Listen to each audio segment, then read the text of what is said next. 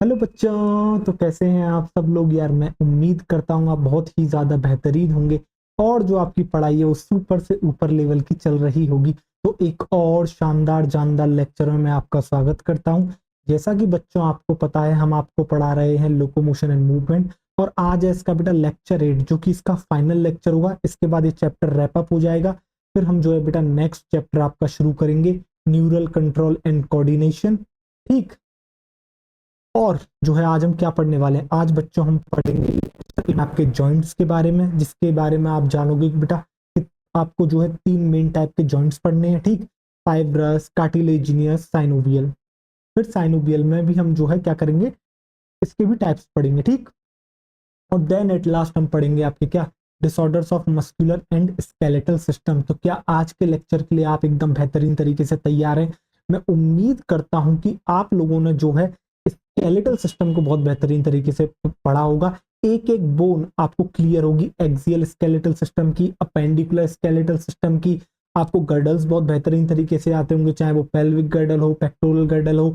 आपको skull bones के नाम याद होंगे, क्रेनियल बोन्स हो गई, फेशियल बोन्स हो गई। ठीक। आपको आपको जो है क्या कहते हैं, ईयर ऑस्कल्स के बारे में अच्छे से पता होगा। आपको फोर लिम्ब, हाइंड लिम्ब, इन सब की बोन्स का एक एक नाम जो है बहुत बेहतरीन तरीके से होगा।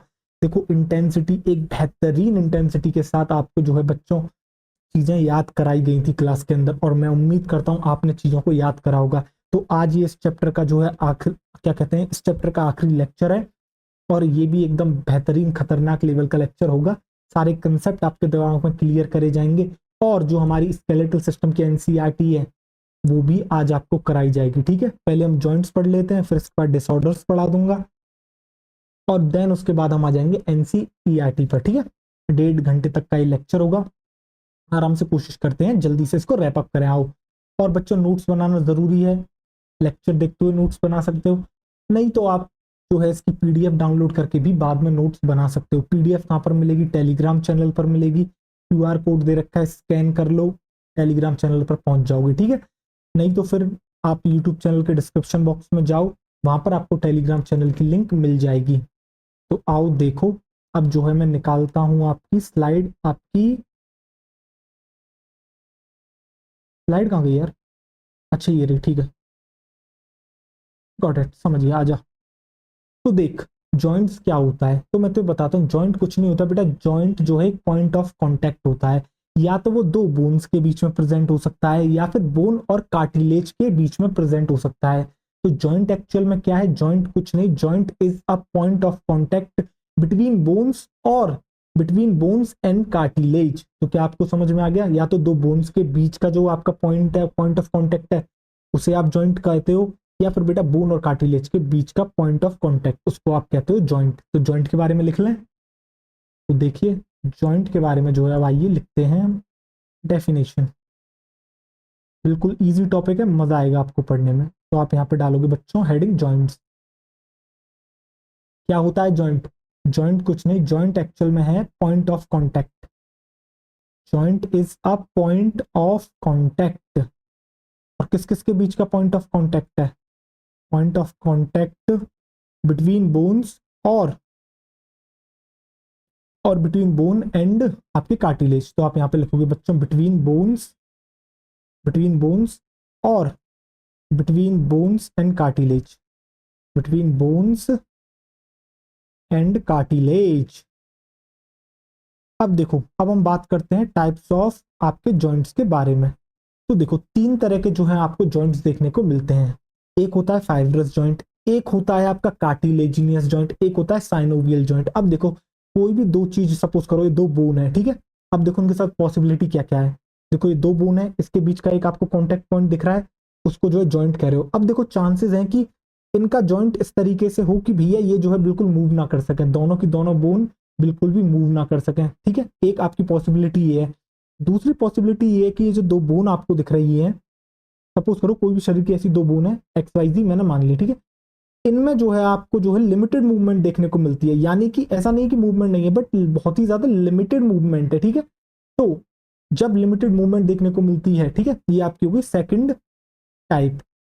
सेकंड मतलब पॉसिबिलिटी। और थर्ड पॉसिबिलिटी क्या है कि भैया इन दोनों के बीच में ऐसा जॉइंट बने कि ये फ्रीली मूव यानी कि मैक्सिमम मूवमेंट हो। तो यही तीन पॉसिबिलिटी। जब भी देखो दो बोन्स या फिर बोन और कार्टिलेज मिलेंगे तो क्या पॉसिबिलिटी है, या तो भैया ये दोनों मूव नहीं करेंगे, ऐसा कोई जॉइंट है जो जिसकी वजह से दोनों मूव नहीं कर पा रहे, ठीक है। ये मूवमेंट है, लिमिटेड मूवमेंट है। थर्ड, एकदम फ्रीली मूव कर पा रहा है। तो बेटा इसी तीन जॉइंट आपको जो है तीन तरह के जॉइंट देखने को मिलते हैं। एक होता है फाइब्रस जॉइंट, इसके अंदर ये होता है आपका इमूवेबल जॉइंट, यानी कि मूवमेंट आपको देखने को नहीं मिलती, ऐसे जॉइंट को कहते हैं आपके फाइब्रस जॉइंट। सेकंड आता है कार्टिलेजिनस जॉइंट, इसके अंदर आपको जो है क्या मिलेगी, एक सेमी, आप कह सकते हो सेमी मूवेबल जॉइंट है ये एक तरीके का, यानी कि मूवमेंट तो मिलेगी बट एक लिमिटेड मूवमेंट आपको यहाँ पे देखने को मिलेगी। एट लास्ट आता है बच्चों आपका साइनोवियल जॉइंट, और साइनोवियल जॉइंट बड़ा खतरनाक है। खतरनाक मतलब कैसे है, यानी कि बेटा सबसे ज्यादा जो मैक्सिमम मूवमेंट है वो तेरे को यहीं देखने को मिलेगी, यानी फ्रीली मूवमेंट तेरे को देखने को मिलेगी। जैसे कि बेटा ये तेरा शोल्डर जॉइंट हो गया, देख देख रहा है किस तरीके से तेरा शोल्डर देख पूरा इस तरीके से मूव कर पा रहा है। वैसे बेटा ये टाइप ऑफ साइनोवियल जॉइंट होता है जिसको आप कहते हो बॉल एंड सॉकेट जॉइंट। देख रहे हो, ball and socket joint, basically हमारा क्या गडल, क्या जो आपको याद है ग्लीनॉइड कैविटी थी वो क्या है आपका सॉकेट, और उसके अंदर हेड ऑफ ह्यूमेरस जो है वो आपका फिट हो गया है। तो हेड ऑफ ह्यूमेरस क्या है, एक बॉल, तो सॉकेट में इस तरीके से घूमता है, देख रहे हो फ्रीली मूवमेंट। तो ये टाइप ऑफ साइनोवियल जॉइंट है आपका, ठीक है। तो मैं बच्चों के डाल सकता हूँ यहाँ पे टाइप, तो आप यहाँ पे क्या करोगे, यहाँ पे डालोगे टाइप्स, आप लिखोगे टाइप्स, और जैसे ही यहाँ पर टाइप्स की बात करते हैं तो ये होते हैं आपके तीन तरह के। आप यहाँ पे लिख लोगे बच्चों क्या, फाइब्रस, देन आ जाते हैं आपके कार्टिलेजिनियस, कार्टिलेजिनियस, और एट लास्ट आपके कौन से, फास्ट साइनोवियल, साइनोवियल। कार्टिलेजियस की स्पेलिंग सही क्या है, CARTILAGIN, OUS होगा, इनियस नहीं है बेटा, कार्टिलेजिनियस नहीं।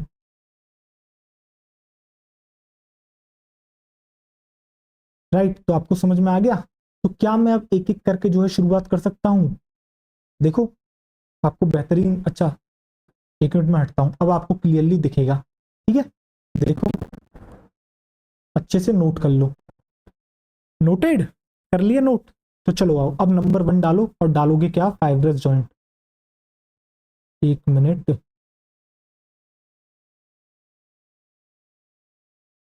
यार ये बार बार जो है थोड़ा सा ही क्या कर रहा है, सिंक नहीं कर पा रही वीडियो, ऐसा मेरे को क्यों लग रहा है। आ,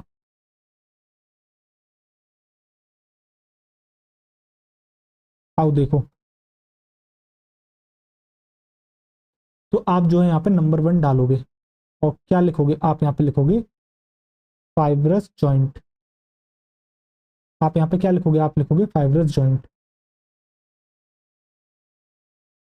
तो मैंने क्या बताया था आपको फाइब्रस जॉइंट के बारे में बच्चों, मैंने आपसे कहा था ये आपका एक इमूवेबल जॉइंट है, ठीक है, यानी कि कोई भी तरह की मूवमेंट को ये अलाउ नहीं करता है। जैसे कि अब पता है जॉइंट आपका कहाँ मिलेगा, देख बेटा तेरी स्कल बोन है, तेरे को पता है फ्रंटल, पैराइटल, टेम्पोरल, ऑसिपिटल, ठीक है।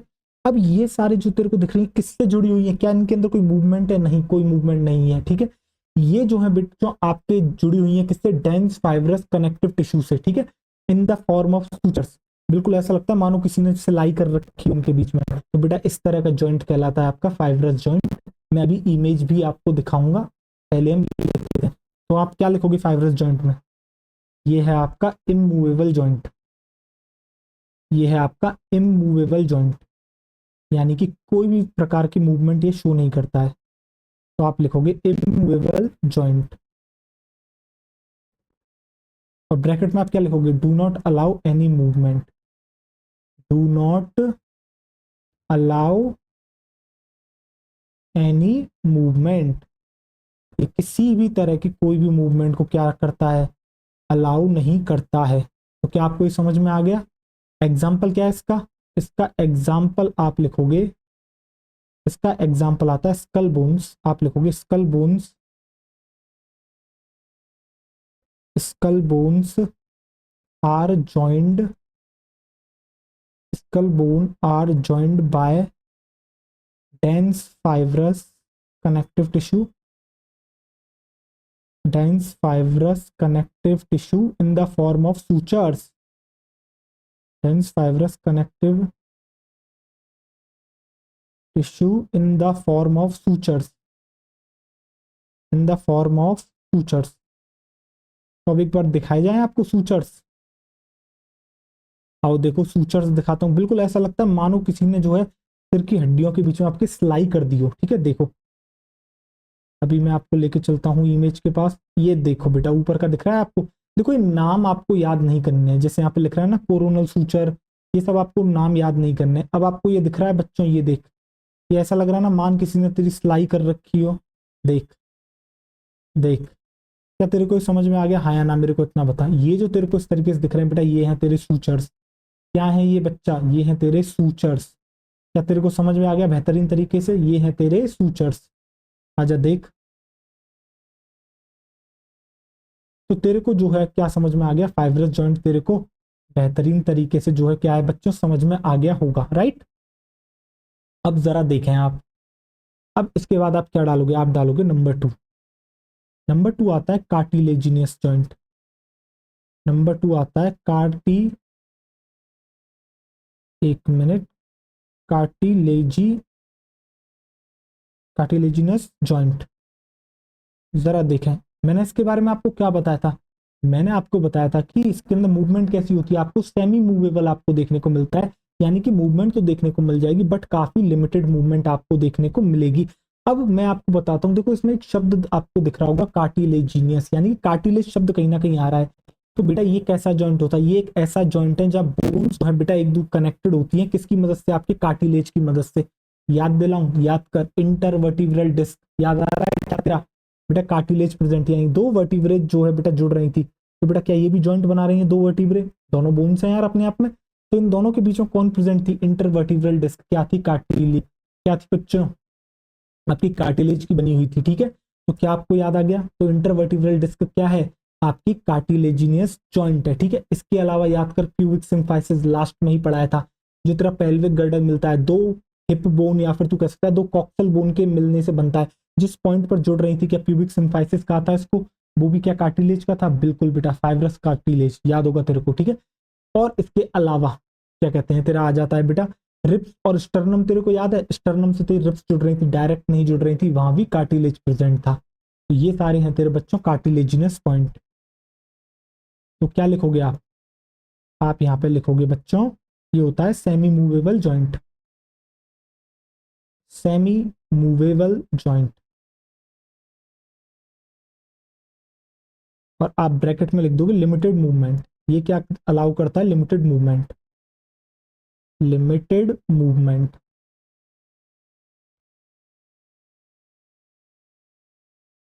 देखो, और डेफिनेशन में आप क्या लिखोगे यहाँ पे? डेफिनेशन में आप लिखोगे बच्चों क्या?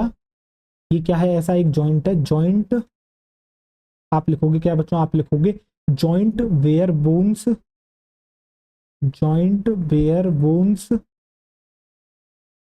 Are connected, are connected with the help of, are connected with the help of, with the help of cartilage, with the help of cartilage. तो क्या आपको समझ में आ गया? हाँ या ना मेरे को इतना बताएं। ये क्या है? ये एक ऐसा जॉइंट है जहां पर जो बोन्स होती हैं वो आपकी कनेक्टेड होती हैं। किसकी मदद से? कार्टिलेज की मदद से। अगर आप एग्जाम्पल लिखना चाहें कि आपको एग्जाम्पल लिखने ही हैं बच्चों, ये कोई चॉइस थोड़ी है जो आपको दी जा रही है। लिखना चाहें ये क्या होता है? तो आप लिखोगे between ribs and sternum, between ribs and sternum. इसका पहला एग्जाम्पल हो गया। इसके अलावा आपका इंटरवर्टिब्रल डिस्क आ गया, इंटरवर्टिब्रल डिस्क। और एट लास्ट आपका आ जाता है कौन सा? Pubic symphysis. आपका आ जाता है बच्चों कौन सा? Pubic symphysis, pubic symphysis. तो बताओ यहां तक किसी को कोई भी समस्या है या नहीं? मुझे नहीं लगता यहां तक किसी को कोई भी समस्या जो है होनी चाहिए। अब आ जाता है बच्चों आपका साइनोवियल जॉइंट। क्या आ जाता है? अब एक मिनट में चश्मा हटा देता हूं। तो बच्चों अब आपका आ जाता है साइनोवियल जॉइंट। अब हम जानेंगे किसके बारे में? आपके साइनोवियल जॉइंट के बारे में। अब आप देखोगे कि जो साइनोवियल जॉइंट होता है ना, एक मिनट, थोड़ा सा मैं पानी पी लेता हूं पहले।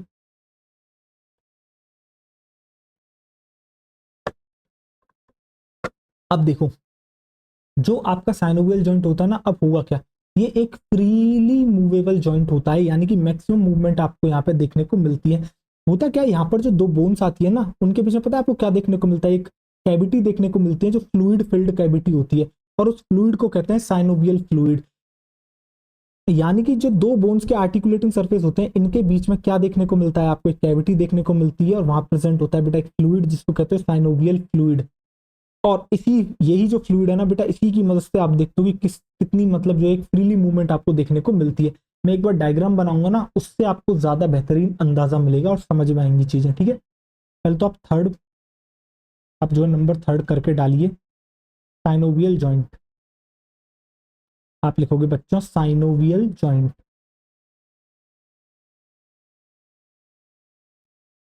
Synovial joint. तो मैंने साइनोवियल जॉइंट के बारे में क्या बताया, मूवमेंट के बारे में मैंने आपको क्या बताया था इसकी, कि भैया ये फ्रीली मूवेबल जॉइंट है, फ्रीली मूवेबल जॉइंट। यानी कि आपको देखने को मिलती है यहाँ पर मैक्सिमम मूवमेंट, आपको देखने को मिलेगी बच्चों मैक्सिमम मूवमेंट। देखो मैंने तो मैक्स लिख दिया, आप मैक्सिमम पूरा लिखना, ठीक है। मैक्सिमम मूवमेंट आपको जो है यहाँ पे देखने को मिलती है, राइट। और आप लिखोगे क्या, इस जॉइंट को, इस जॉइंट का बेटा कैरेक्टरिस्टिक फीचर है ये फ्लूइड प्रेजेंट होना दो आर्टिकुलेटिंग सरफेसेस के बीच में, बोन के दोनों आर्टिकुलेटिंग सरफेस के बीच में, ठीक है। तो आप क्या लिखोगे यहाँ पे, आप लिखोगे प्रेजेंस ऑफ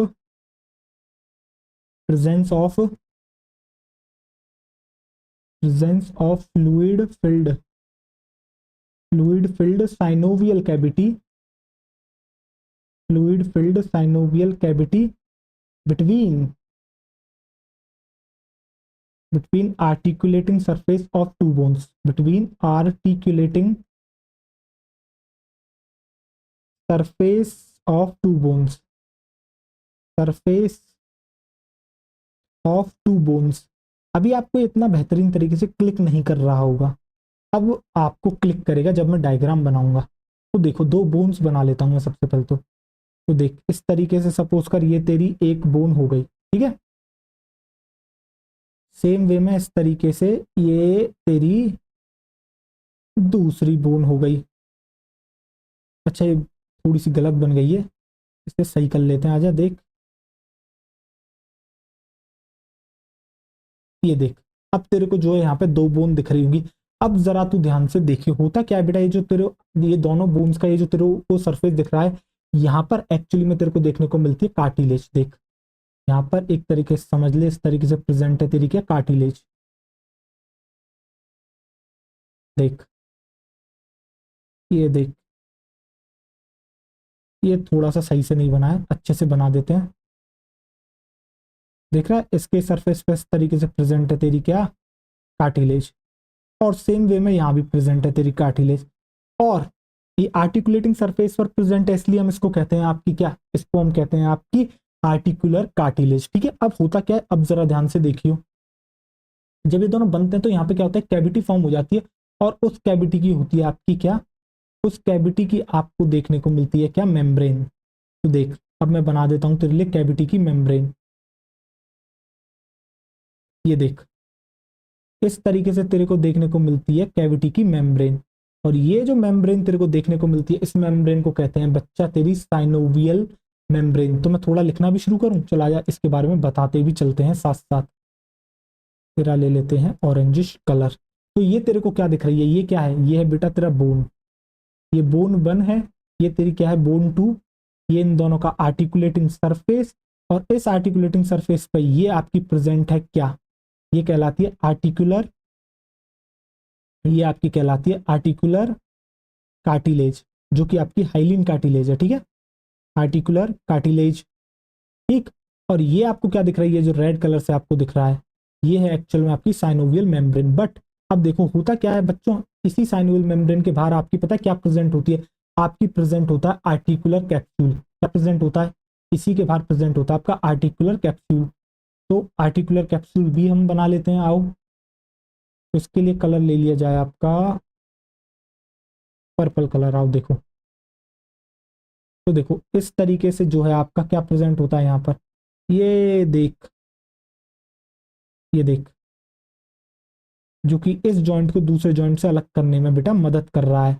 तो क्या कहते हैं इसको, इस वाले जॉइंट को कहते हैं तेरा क्या, इसको कहते हैं तेरा आर्टिकुलर कैप्सूल, आर्टिकुलर कैप्सूल। ठीक है, देख अब जो है नेमिंग करते हैं। तो ये तेरे को क्या दिख रहा है, ये है तेरा आर्टिकुलर कैप्सूल, ये तेरा कहलाता है आर्टिकुलर कैप्सूल। और ये जो तेरे रेड कलर से तेरे को दिख रही है, ये है तेरी साइनोवियल मेम्ब्रेन, ये कहलाती है तेरी साइनोवियल मेम्ब्रेन। और ये साइनोवियल मेम्ब्रेन क्या करती है बच्चा, ये तेरी साइनोवियल मेम्ब्रेन सीक्रेट करती है क्या, साइनोवियल फ्लूइड, ये सीक्रेट करती है बच्चा तेरा साइनोवियल फ्लूइड। तो देख इस तरीके से ये क्या है यहाँ पर प्रेजेंट होगा तेरा साइनोवियल फ्लूइड। देख ये तेरा क्या प्रेजेंट है अंदर की तरफ, ये तेरा प्रेजेंट है साइनोवियल फ्लूइड। तो ये जो तेरा है अंदर की तरफ प्रेजेंट, इसको क्या कहते हैं, ये है तेरा साइनोवियल फ्लूइड, साइनोवियल फ्लूइड। तो इस तरह का जॉइंट जो है आपका क्या कहलाता है बच्चों, इस तरह का जो जॉइंट होता है वो आपका कहलाता है साइनोवियल जॉइंट। यानी कि साइनोवियल जॉइंट की खासियत क्या है, आपने देखा कि भैया दो बोन्स के बीच में आपको एक फ्लूइड फिल्ड कैविटी देखने को मिलती है, जिस कैविटी को कहते हो आप साइनोवियल कैविटी। अभी साइनोवियल कैविटी कैसे बनी है बेटा, होता क्या है, दोनों बोन्स पर सबसे पहले तो बेटा यहाँ पर आपकी क्या है, कौन प्रेजेंट होती है आपकी, दोनों की बोन्स के आर्टिकुलेटिंग सरफेस पर आपकी प्रेजेंट होती है कौन, आपकी बेटा हाइलिन कार्टिलेज प्रेजेंट होती है, जिससे कि स्मूथ मूवमेंट आपकी जो है हो सके। ठीक है, ये जो है आपकी हाइलिन कार्टिलेज होती है। ठीक है, इसके बाद क्या होता है, इस फ्लूइड की जो बेटा कैविटी बनी है इसकी मेम्ब्रेन भी होगी, इसकी मेम्ब्रेन कहलाती है साइनोवियल मेम्ब्रेन। ठीक है, अब इसी साइनोवियल मेम्ब्रेन के बाहर आपका कौन प्रेजेंट है बेटा, आर्टिकुलर कार्टिलेज। बेसिकली जो क्या कर रही है बेटा, इस जॉइंट को दूसरे से अलग करने में मदद कर रही है। ठीक है, तो इस तरह का जो बेटा जॉइंट आपका फॉर्म होता है इसको आप कहते हो साइनोवियल जॉइंट। और यहाँ मूवमेंट बहुत बेहतरीन हो पाती है और जो है शानदार होती है मूवमेंट। ठीक है, फ्रीली मूवेबल जॉइंट ये आपका कहलाता है। अब आपके मन में आ रहा होगा सर साइनोवियल फ्लूइड कर क्या रहा है बेटा, एक तो ये जॉइंट को लुब्रिकेट कर रहा है। ठीक है, इसके अलावा ये जो है फ्रिक्शन को भी कम कर रहा है। ठीक है, बोन्स के बीच का जो फ्रिक्शन है उसको भी ये क्या कर रहा है आपका, कम कर रहा है। तो तू यहाँ पे क्या लिखेगा, एक मिनट इसको नॉर्मल कलर लेके आते हैं। तो आप क्या कहोगे, साइनोवियल, जो साइनोवियल मेम्ब्रेन है बेटा वही सीक्रेट करती है आपका क्या, सीक्रेट साइनोवियल फ्लूइड। और ये साइनोवियल फ्लूइड क्या काम करता है बेटा, ल्यूब्रिकेट करता है। ये क्या करता है, ये आपका ल्यूब्रिकेट करता है। ल्यूब्रिकेट किसको कर रहा है, ल्यूब्रिकेट द जॉइंट, ल्यूब्रिकेट करता है आपके जॉइंट को। और इसके अलावा क्या कर रहा है, रिड्यूस फ्रिक्शन, रिड्यूसेस फ्रिक्शन। तो बेटा फ्रिक्शन को भी जो है ये आपका क्या कर रहा है बच्चों, आपके फ्रिक्शन को भी रिड्यूस करने का काम कर रहा है। अगर किसी के मन में आ रहा है सर ये आर्टिकुलर कैप्सूल जो है ये किसका बना हुआ है, तो बेटा ये फाइब्रस टिश्यू आपका होता है। लिखना नहीं है, इतना लिखोगे पागल हो जाओगे। ठीक है, जितना काम का उतना लिख लो। इवन ये डायग्राम भी वैसे दे नहीं रखा है, बट वहां बेटा साइनोवियल कैविटी का जिक्र करा गया है, तो आपको पता होना चाहिए ना साइनोवियल कैविटी बनी कैसे है। तो ये कहलाती है आपकी बच्चों साइनोवियल कैविटी। अब आपको इसके बाद क्या पढ़ना है, आपको पढ़ना है बेटा टाइप्स ऑफ साइनोवियल जॉइंट। तो आपकी जो नेक्स्ट हेडिंग होगी वो होगी टाइप्स ऑफ साइनोवियल जॉइंट। आप यहाँ पे हेडिंग डालोगे टाइप्स ऑफ साइनोवियल जॉइंट, तो आपको different types of synovial joint देखने को मिलते हैं। तो साइनोवियल जॉइंट हम आखिर कह किसको रहे हैं, आपको समझ में आ गया, ऐसे जॉइंट्स जिनके अंदर आपको फ्रीली मूवमेंट देखने को मिलती है। ठीक है, उनको कहते हैं synovial joint. Types of synovial joint, जिसके अंदर बच्चों आपका सबसे पहला जॉइंट आ जाता है जो मैं आपको पढ़ाता हूं, वो है आपका कौन सा, बॉल एंड सॉकेट जॉइंट। तो आप जो सबसे पहला वाला डालोगे वो क्या होगा, वो होगा बच्चों आपका बॉल एंड सॉकेट जॉइंट। एक सेकंड, साइनोवियल जॉइंट। ठीक है, तो नंबर वन जो आप डालोगे वो डालोगे बॉल एंड सॉकेट जॉइंट। क्या होता है ball and socket joint, ball and socket joint बेटा ये जो है वाइडेस्ट रेंज, यानी कि अगर आपसे कोई पूछे साइनोवियल जॉइंट में सबसे ज्यादा मूवमेंट कहाँ देखने को मिलती है, बॉल एंड सॉकेट जॉइंट में आपको देखने को मिलेगी, बॉल एंड सॉकेट जॉइंट। और मैं आपको बता देता हूं, आपको इसी से अंदाजा लग जाएगा बॉल एंड सॉकेट जॉइंट आपका है क्या। तो आपका जो बॉल एंड सॉकेट जॉइंट होता है बच्चों वो आपको देखने को मिलता है कहाँ, एक तो बेटा आपका जो शोल्डर जॉइंट होता है और हिप जॉइंट होता है वो दोनों कहलाते हैं बॉल एंड सॉकेट जॉइंट। तो मैं क्या यहाँ पे लिख सकता हूँ, शोल्डर जॉइंट, और आपका आ जाता है बच्चों हिप जॉइंट।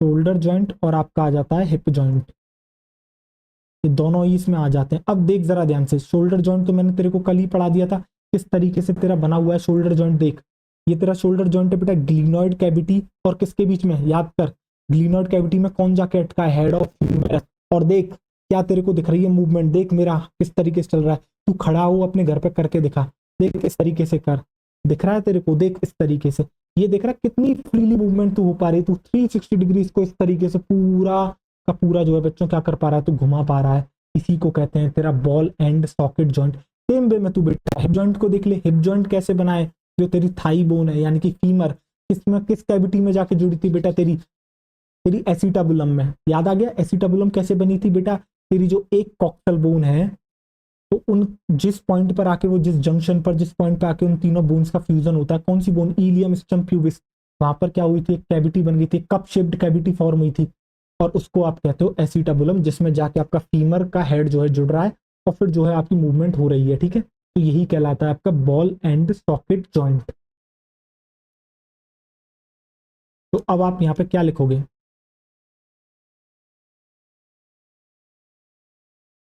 देख तो शोल्डर जॉइंट तेरा किससे मिलकर बना है बेटा, ह्यूमेरस। तो क्या लिखेगा बेटा, यहाँ पे लिखेगा ह्यूमेरस एंड ग्लिनॉइड कैविटी। और बेटा ग्लिनॉइड कैविटी तो मैंने टू बी स्पेसिफिक बता दी है, शायद एनसीईआरटी में यहाँ पर पेक्टोरल गर्डल लिख रखा है। ठीक है, humerus and glenoid, humerus and glenoid cavity. हाँ तो आपको तो वैसे ही पता है बेटा ग्लिनॉइड कैविटी कहाँ पर प्रेजेंट है, पेक्टोरल गर्डल पर। देख फिर इसके बाद आता है बच्चे तेरा हिप जॉइंट। हिप जॉइंट कैसे बना है बेटा, फीमर यानी thigh bone and acetabulum, acetabulum. तो क्या आपको समझ में आ गया बच्चों हिप जॉइंट, मतलब कि बॉल एंड सॉकेट जॉइंट। अब देखो इसके बाद आता है दूसरा जॉइंट। जो दूसरा जॉइंट आता है वो आता है आपका hinge joint. Second joint is hinge joint. Sir ये हिंज जॉइंट क्या होता है, आपको पता है आपकी किवाड़ में जो है बेटा हिंजेस लगे हुए हैं, क्या कहते हैं इनको, कब्जे कहते हैं, कब्जे। कब्जे तो आपने कभी डोर की मूवमेंट देखी है, मैं बेटा घर वाले डोर की बात कर रहा हूँ तेरे, कहीं तू दुकान वाले पे मत पहुंच जाना। आजकल तूने देखा होगा दुकान में, चाहे तू उसको पुश कर दे पुल कर दे, यानी कि अंदर से बाहर से इस तरीके से वो जो है बेटा तेरा खुल जाता है। ठीक है, चाहे तू उसको पुश कर चाहे पुल कर, खुल जाते हैं ना आजकल डोर दुकान के। तो उन कांच वाले डोर की बात नहीं कर रहा हूँ मैं, तेरे घर के डोर की बात कर रहा हूँ। ठीक है, जैसे कि मेरे रूम में वहां पर एक डोर है। ठीक है, तो जब तू उस डोर को देखा तो वहां बेटा उसमें कब्जे लगे हुए हैं इस तरीके से, जो क्या करते हैं बेटा, जो तेरा मूवमेंट होता है तेरे को क्या देखने को मिलता है, उसकी एक बेटा क्या देखने को मिलती है, तुझे देखने को मिलती है मूवमेंट। ठीक है, जब तू करेगा तो बेटा क्या होगा, तू जब डोर को खोलेगा तो बेटा वो सपोज करिए डोर, इसको इस तरीके से समझ, तो इस तरीके से बंद है तेरा डोर। ठीक है, तू जब इसको खोलेगा तो इस तरीके से तो खुलेगा, देख इतनी सी मूवमेंट जो तेरे को देखने को मिल रही है, ये कहलाता है तेरा हिंज जॉइंट। ऐसे जॉइंट को कहते हैं बेटा तेरा हिंज जॉइंट। अब ये बॉडी में तेरे को कहाँ कहाँ मिलके देखने को मिल रहा है, ह्यूमन बॉडी में देख, तेरा बेटा एल्बो जॉइंट दिख रहा है, ये वाला एल्बो जॉइंट, देख हाथ को तू सब यूं ही कर सकता है, देख क्या तू इससे ज्यादा नीचे ले जा सकता है, नहीं ले जा सकता। तो देख रहा है किस तरीके से बिल्कुल डोर की तरह ओपन हो रहा है, ऐसे जॉइंट को कहते हैं हिंज जॉइंट। तो देख तेरा ये एल्बो में मिल रहा है। सेम वे में तेरा बेटा नी जॉइंट, नी जॉइंट याद कर बेटा, पटेला वाला रीजन वो क्या है तेरा, वो है तेरा नी जॉइंट। देख तू तू देख बिल्कुल तू उस पैर को यों कर सकता है, यों कर सकता है, यों कर सकता है, यों कर सकता है, उससे ऊपर नहीं ले जा सकता, ये भी डोर की तरह चल रहा है। इसके अलावा बेटा तेरा ankle, ankle joint, ankle joint भी तेरा बेटा सेम हिंज जॉइंट होता है। इसके अलावा जो फेलेंजिस के बीच में देखने को मिलता है, फेलेंजिस क्या थी बेटा, डिजिट्स तेरी, इनके बीच में भी देख उंगली को मोड़, देख दिख रही है तेरे को, देख उंगली को इस तरीके से मोड़, दिख रहा है, ये उंगली देख इस तरीके से मुड़ी है तेरी, देख ये फेलेंजिस दिख रहा है, एक ही तरह का बिल्कुल डोर की तरह मूवमेंट दिख रही है। तो यहाँ भी तेरे को देखने को मिलता है क्या बच्चा, तेरे को देखने को मिलता है हिंज जॉइंट। ठीक है, तो क्या तू हिंज जॉइंट के बारे में लिख लेगा, यानी कि हिंज जॉइंट को तू, वैसे मैं लिखा नहीं रहा हूँ यहाँ पर क्योंकि हम इतना डिटेल में आपको एग्जाम्पल याद करने के लिए मैं बता रहा हूँ, चाहता तो मैं लिखवा सकता था ये सब, बट कोई फायदा नहीं है, इतना कोई आपसे पूछने नहीं वाला है। ठीक है, यानी कि हिंज जॉइंट एक ऐसा जॉइंट होता है जिसके अंदर मूवमेंट आपको सिमिलर देखने को मिलती है जैसे कि आपको डोर हिंज में देखने को मिलती है। ठीक है, तो आप इसके सीधे एग्जाम्पल लिख लोगे बच्चों। एग्जाम्पल क्या है हिंज जॉइंट के आपके, एक तो हो गया आपका नी जॉइंट, नी जॉइंट, इसके अलावा हो गया आपका एल्बो जॉइंट, नी जॉइंट हो गया, आपका एल्बो जॉइंट हो गया, आपका एंकल जॉइंट हो गया, और बेटा बिटवीन फैलेंजेस यानी फैलेंजेस के बीच का भी जॉइंट, बिटवीन फैलेंजेस। तो क्या आपको इस समझ में आ गया, हाँ या ना, मेरे को इतना बताएं। हटूं मैं एक बार? चलो मैं हटता हूं, जिस भी बच्चे को नोट करना है वो जो है नोट कर लेगा। पॉज करो, और बच्चों आपको क्या करना है, नोट करना है, ठीक है।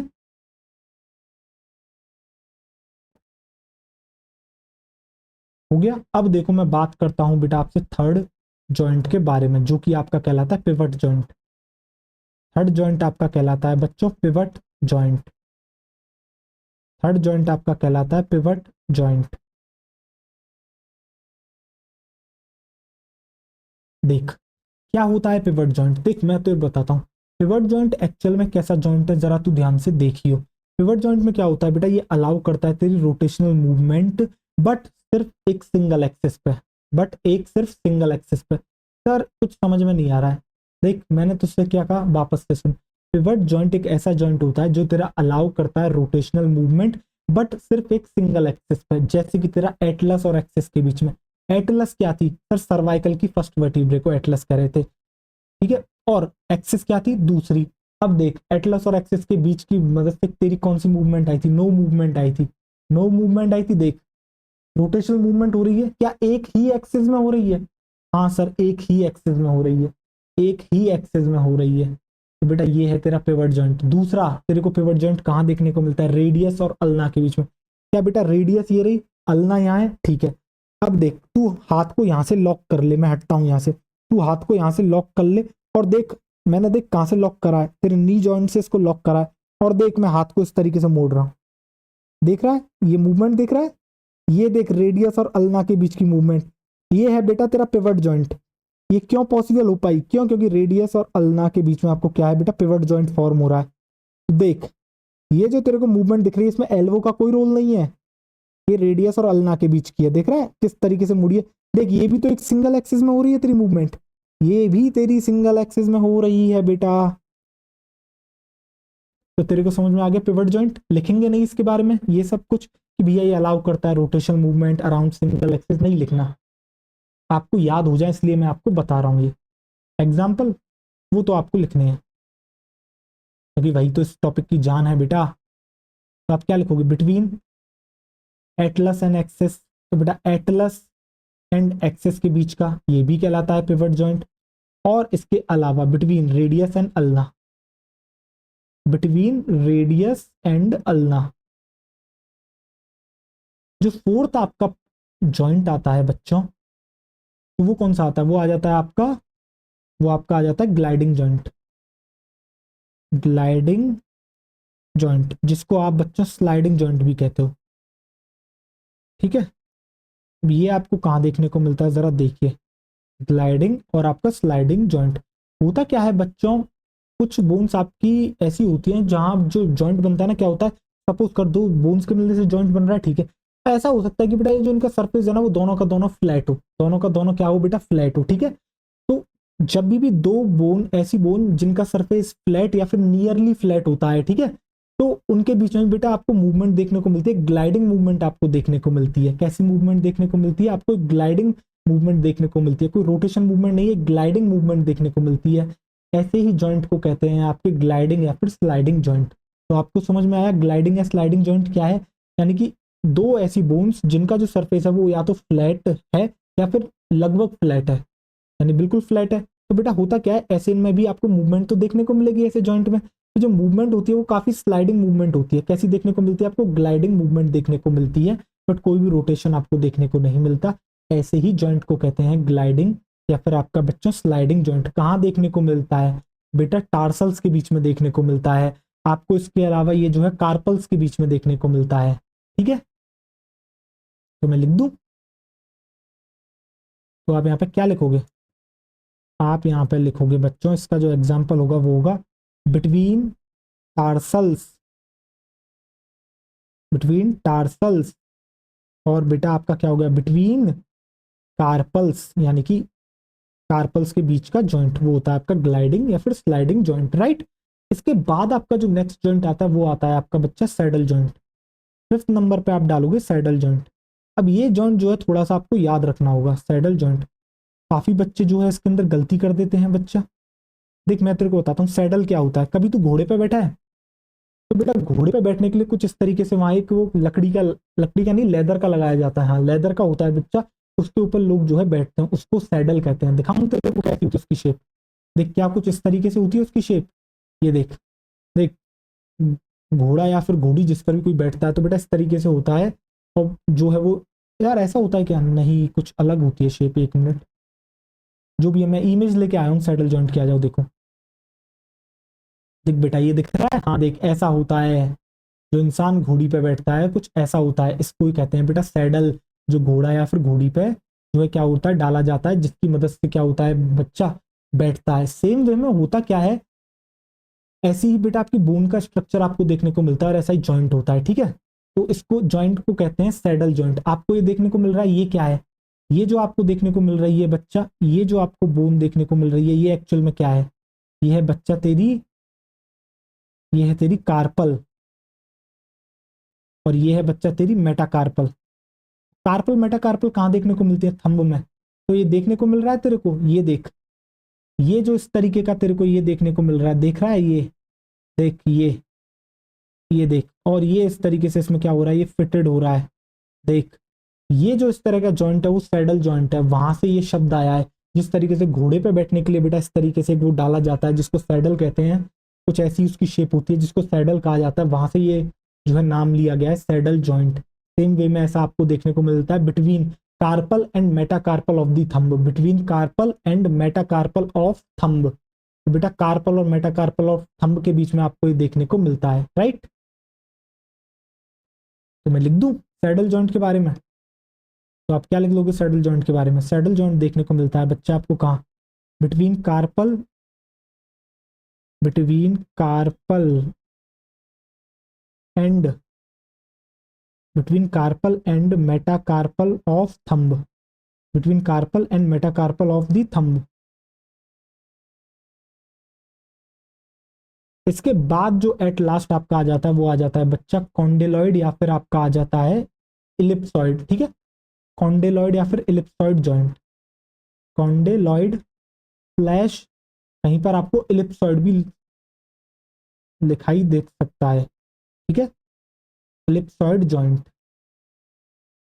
अब ये जॉइंट कैसा होता है जरा देखो। काफी सारे जॉइंट हो गए ना, काफी सारे एग्जांपल हैं बच्चा इस चैप्टर में, बट बहुत इजी तरीके से मैंने आपको पढ़ाया, मुझे नहीं लगता कि कोई भी समस्या आपको होनी चाहिए। तो बेटा ये जो जॉइंट होता है ना, ये एक्चुअली में आपको यहाँ जो मूवमेंट देखने को मिलती है वो दो प्लेन्स में देखने को मिलती है। जैसे कि अब मैं आपको दिखाता हूँ, आपको याद है मैंने आपको एक जो है कॉन्डेलॉइड जॉइंट कहीं पर लिखवाया था, याद आ रहा है बेटा? आपकी जो बेटा कॉन्डेलॉइड थी, कॉन्डेलॉइड डाइकॉन्डाइलिक आपकी स्कल होती है, तो दोनों कॉन्डेल बेटा किसके अंदर फंस रही थी? आपके एटलस में। यानी कि स्कल और एटलस के बीच में आपको देखने को मिला था बच्चा कॉन्डेलॉइड जॉइंट। कॉन्डेलॉइड जॉइंट से बेटा मूवमेंट होती है दो, आपके दो प्लेन्स के अंदर। दो प्लेन्स सर कैसे?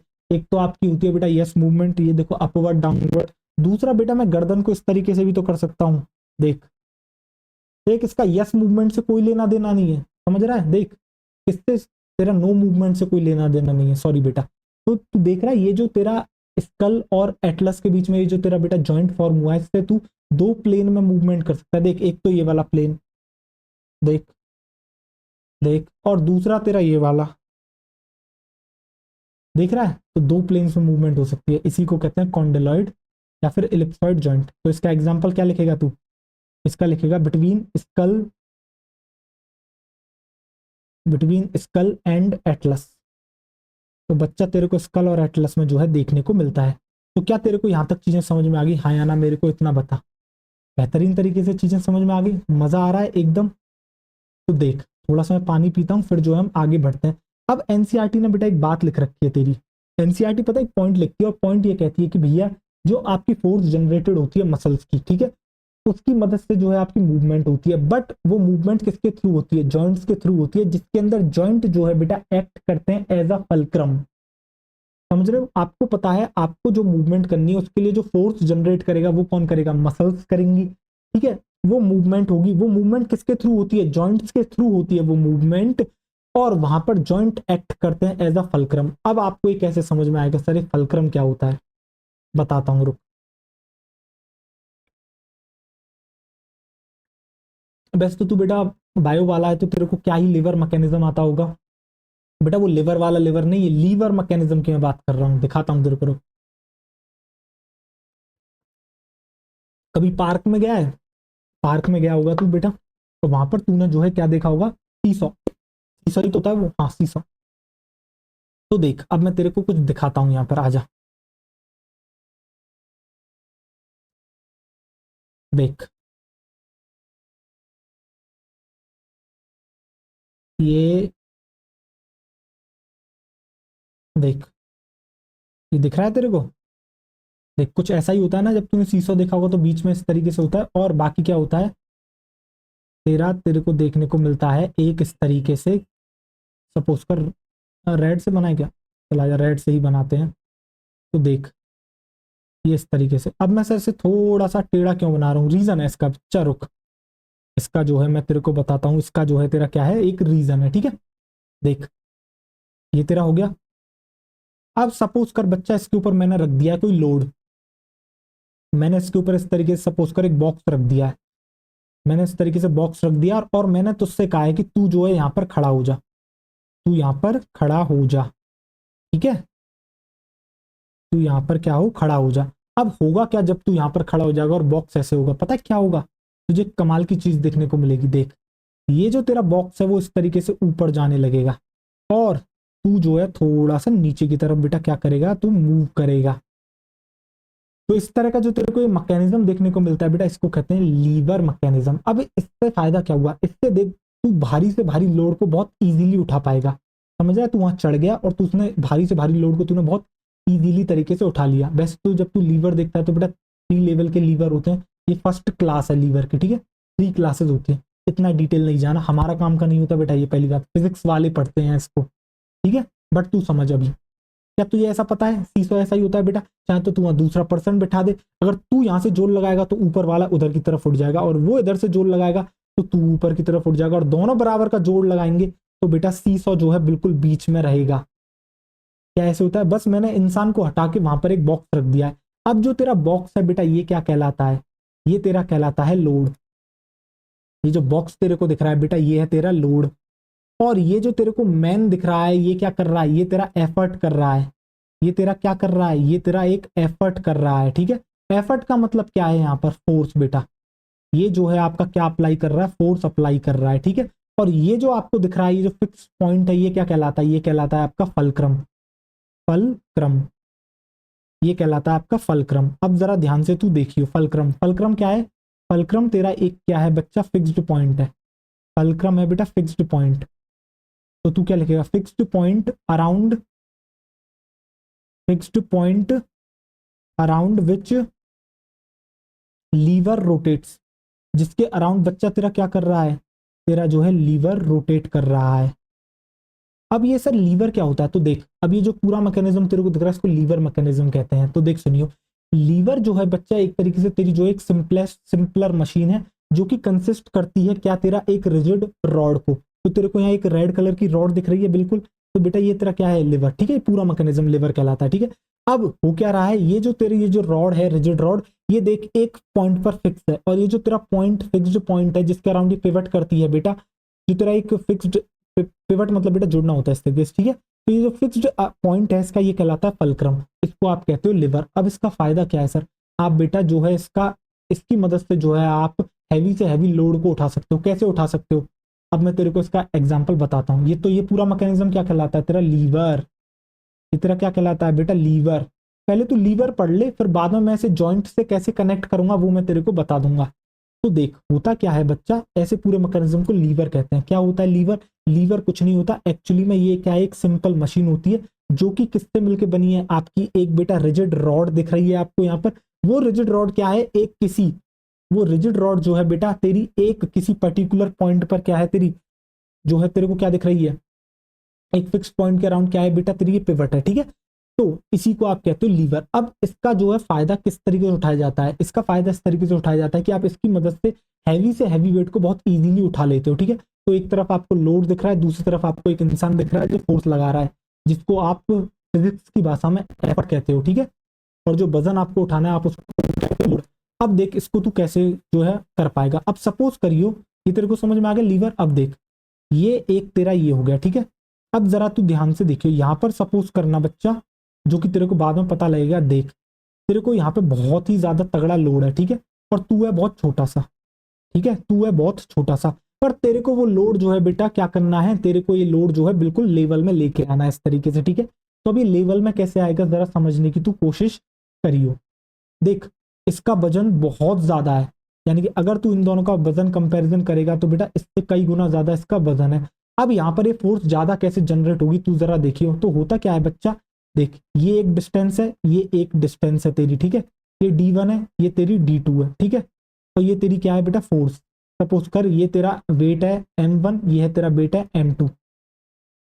इसे थोड़ा सा अच्छे से बनाते हैं, आजा। देख मजा नहीं आ रहा ना, ऐसा लग रहा है जल्दबाजी कर रहे हैं। आजा तुझे फिजिक्स का कंसेप्ट आज पढ़ा ही देता हूँ। देख बेटा सपोज कर ये है तेरा फालक्रम, जो कि एक फिक्स्ड पॉइंट है जिसके अराउंड तेरा लीवर क्या करता है, तेरा रोटेट करता है। देख तो ये देख ये वो तेरी रॉड आ गई, ठीक है। तो ये देख ये तेरी रॉड आ गई। सपोज कर यहाँ पे तू एक वेट रखता है जिसका वेट है तेरा M1, और ये जो वेट है बेटा तेरा क्या है M2, ठीक है। ये जो तेरी डिस्टेंस है बेटा ये तेरी कहलाती है D1, और ये जो तेरी डिस्टेंस तेरे को दिख रही है बेटा ये है तेरी D2। क्या तेरे को समझ में आ गया D1 D2। अब जरा तू ध्यान से एक बात देखियो, है क्या है यहाँ पर कंडीशन, M1 का वेट बेटा बहुत ज्यादा है M2 से, यानी कि तेरा जो लोड है, लोड जो है वो काफी ज्यादा है तेरे एफर्ट से, लोड काफी ज्यादा है तेरे एफर्ट से। तो अब ये होगा कैसे ये चमत्कार, तो देख इस तरीके से होगा। तो तू क्या करेगा, इस फालक्रम को इस तरीके से सेट करेगा। तू इस फालक्रम को क्या करता है बच्चा, इस तरीके से तू सेट करता है। इस फालक्रम को क्या करता है बच्चा, तू इस तरीके से सेट करता है कि तू ज्यादा से ज्यादा लोड जो है उठा सके। तो अब तू क्या करेगा बच्चा, कि ये जो जिस तरफ लेंथ है तेरी इसको तू बढ़ा देगा, यानी कि तेरी D2 ज्यादा है किसके कंपैरिजन में, तेरे D1 के। तो इससे क्या होगा, तेरा M2 D2 का जो प्रोडक्ट है वो M1 D1 के इक्वल आ जाएगा, और इस तरीके से तू इसको बैलेंस कर लेगा और तू इसको उठा लेगा। तो क्या तेरे को लीवर मैकेनिज्म का कंसेप्ट समझ में आ गया, हाँ या ना, मेरे को इतना बता।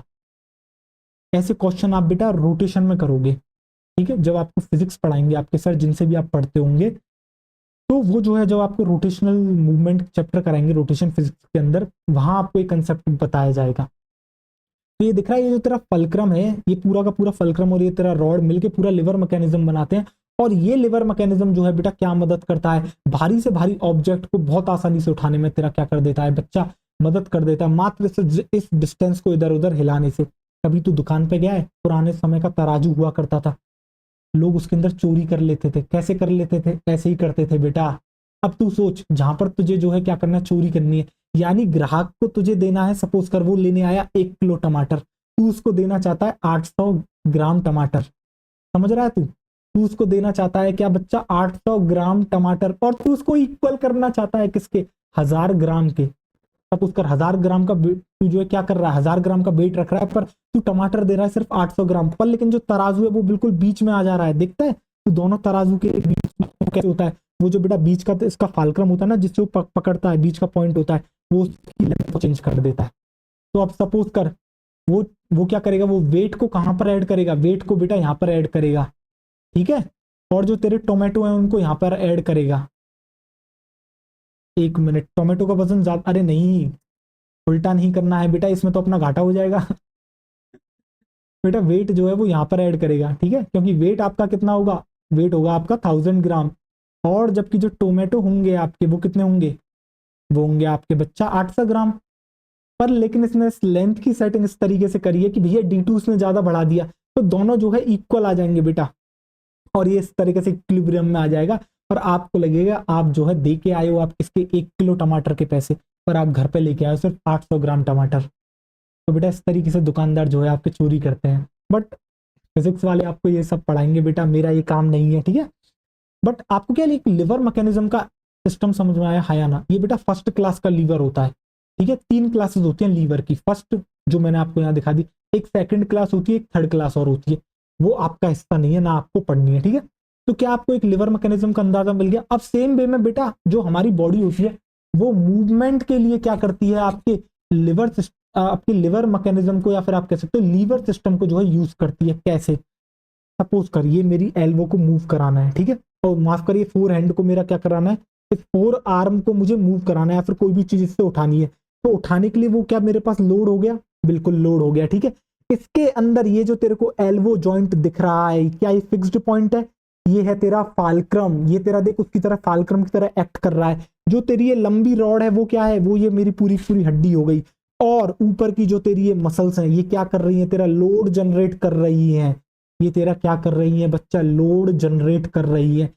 इसलिए हम कहते हैं कि जब भी फोर्स जनरेट करी जाती है बेटा मसल्स के द्वारा, वो क्या करते हैं, उस मसल जो फोर्स जनरेट कर रही है मसल, उससे आप मूवमेंट कराओगे किसके थ्रू? जॉइंट के थ्रू, जहां पर जॉइंट एक्ट करते हैं एज अ फल्क्रम। क्या आपको समझ में आ गया? इस एल्बो मूवमेंट के एग्जांपल से हाँ या ना मेरे को बता देना। और क्या ये टोमेटो वाली थ्योरी समझ में आ गई? आ गई? तो क्या आपको ये फाल्क्रम समझ में आ गया? ये जो है आपका कहलाता है लीवर सिस्टम। मैं यहाँ पे पूरा लिख देता हूँ बच्चा, ये है आपका लीवर सिस्टम। यानी कि कम एफर्ट से भी आप जो है ज्यादा से ज्यादा सामान जो है उठा सकते हो, और आप चाहो तो बच्चा चोरी भी कर सकते हो, बट चोरी नहीं करनी चाहिए, गंदी बातें होती है, ठीक है। देख, अब जो है तो तू क्या लिखेगा? तो तू यहाँ पे लिखेगा बच्चा, मैं चाहता तो बेटा उस लाइन को ऐसे ही लिखा देता, मैं इतना मूड उस पर मारता ही नहीं, बट मुझे यार सेटिस्फेक्शन नहीं मिलती। मेरे साथ एक दिमाग में एक कीड़ा है, और वो कीड़ा ये है, जब तक मैं किसी को यार समझा नहीं देता ना चीजें जो मुझे अच्छे से आती है, ठीक है, और जो बच्चे के लिए थोड़ा जरूरी है जानना, तो तब तक मेरा कीड़ा शांत नहीं होता। वो तो हमारे पास समय नहीं है, वरना हम और डिटेल में बात कर सकते हैं बेटा। तो आप क्या लिखोगे यहाँ पे? आप लिखोगे यहाँ पे बेटा, बॉडी यूजेस लीवर सिस्टम। तो बॉडी आपकी क्या करती है बच्चा?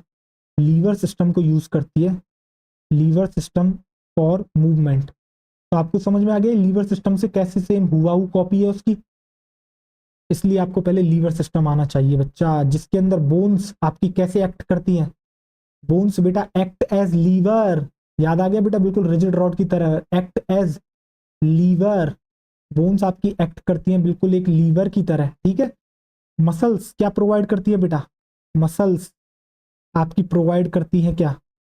Muscles provide the force. और फोर्स का मतलब क्या है? एफर्ट। फिजिक्स की भाषा में फोर्स को कहते हैं बच्चा तेरा एफर्ट।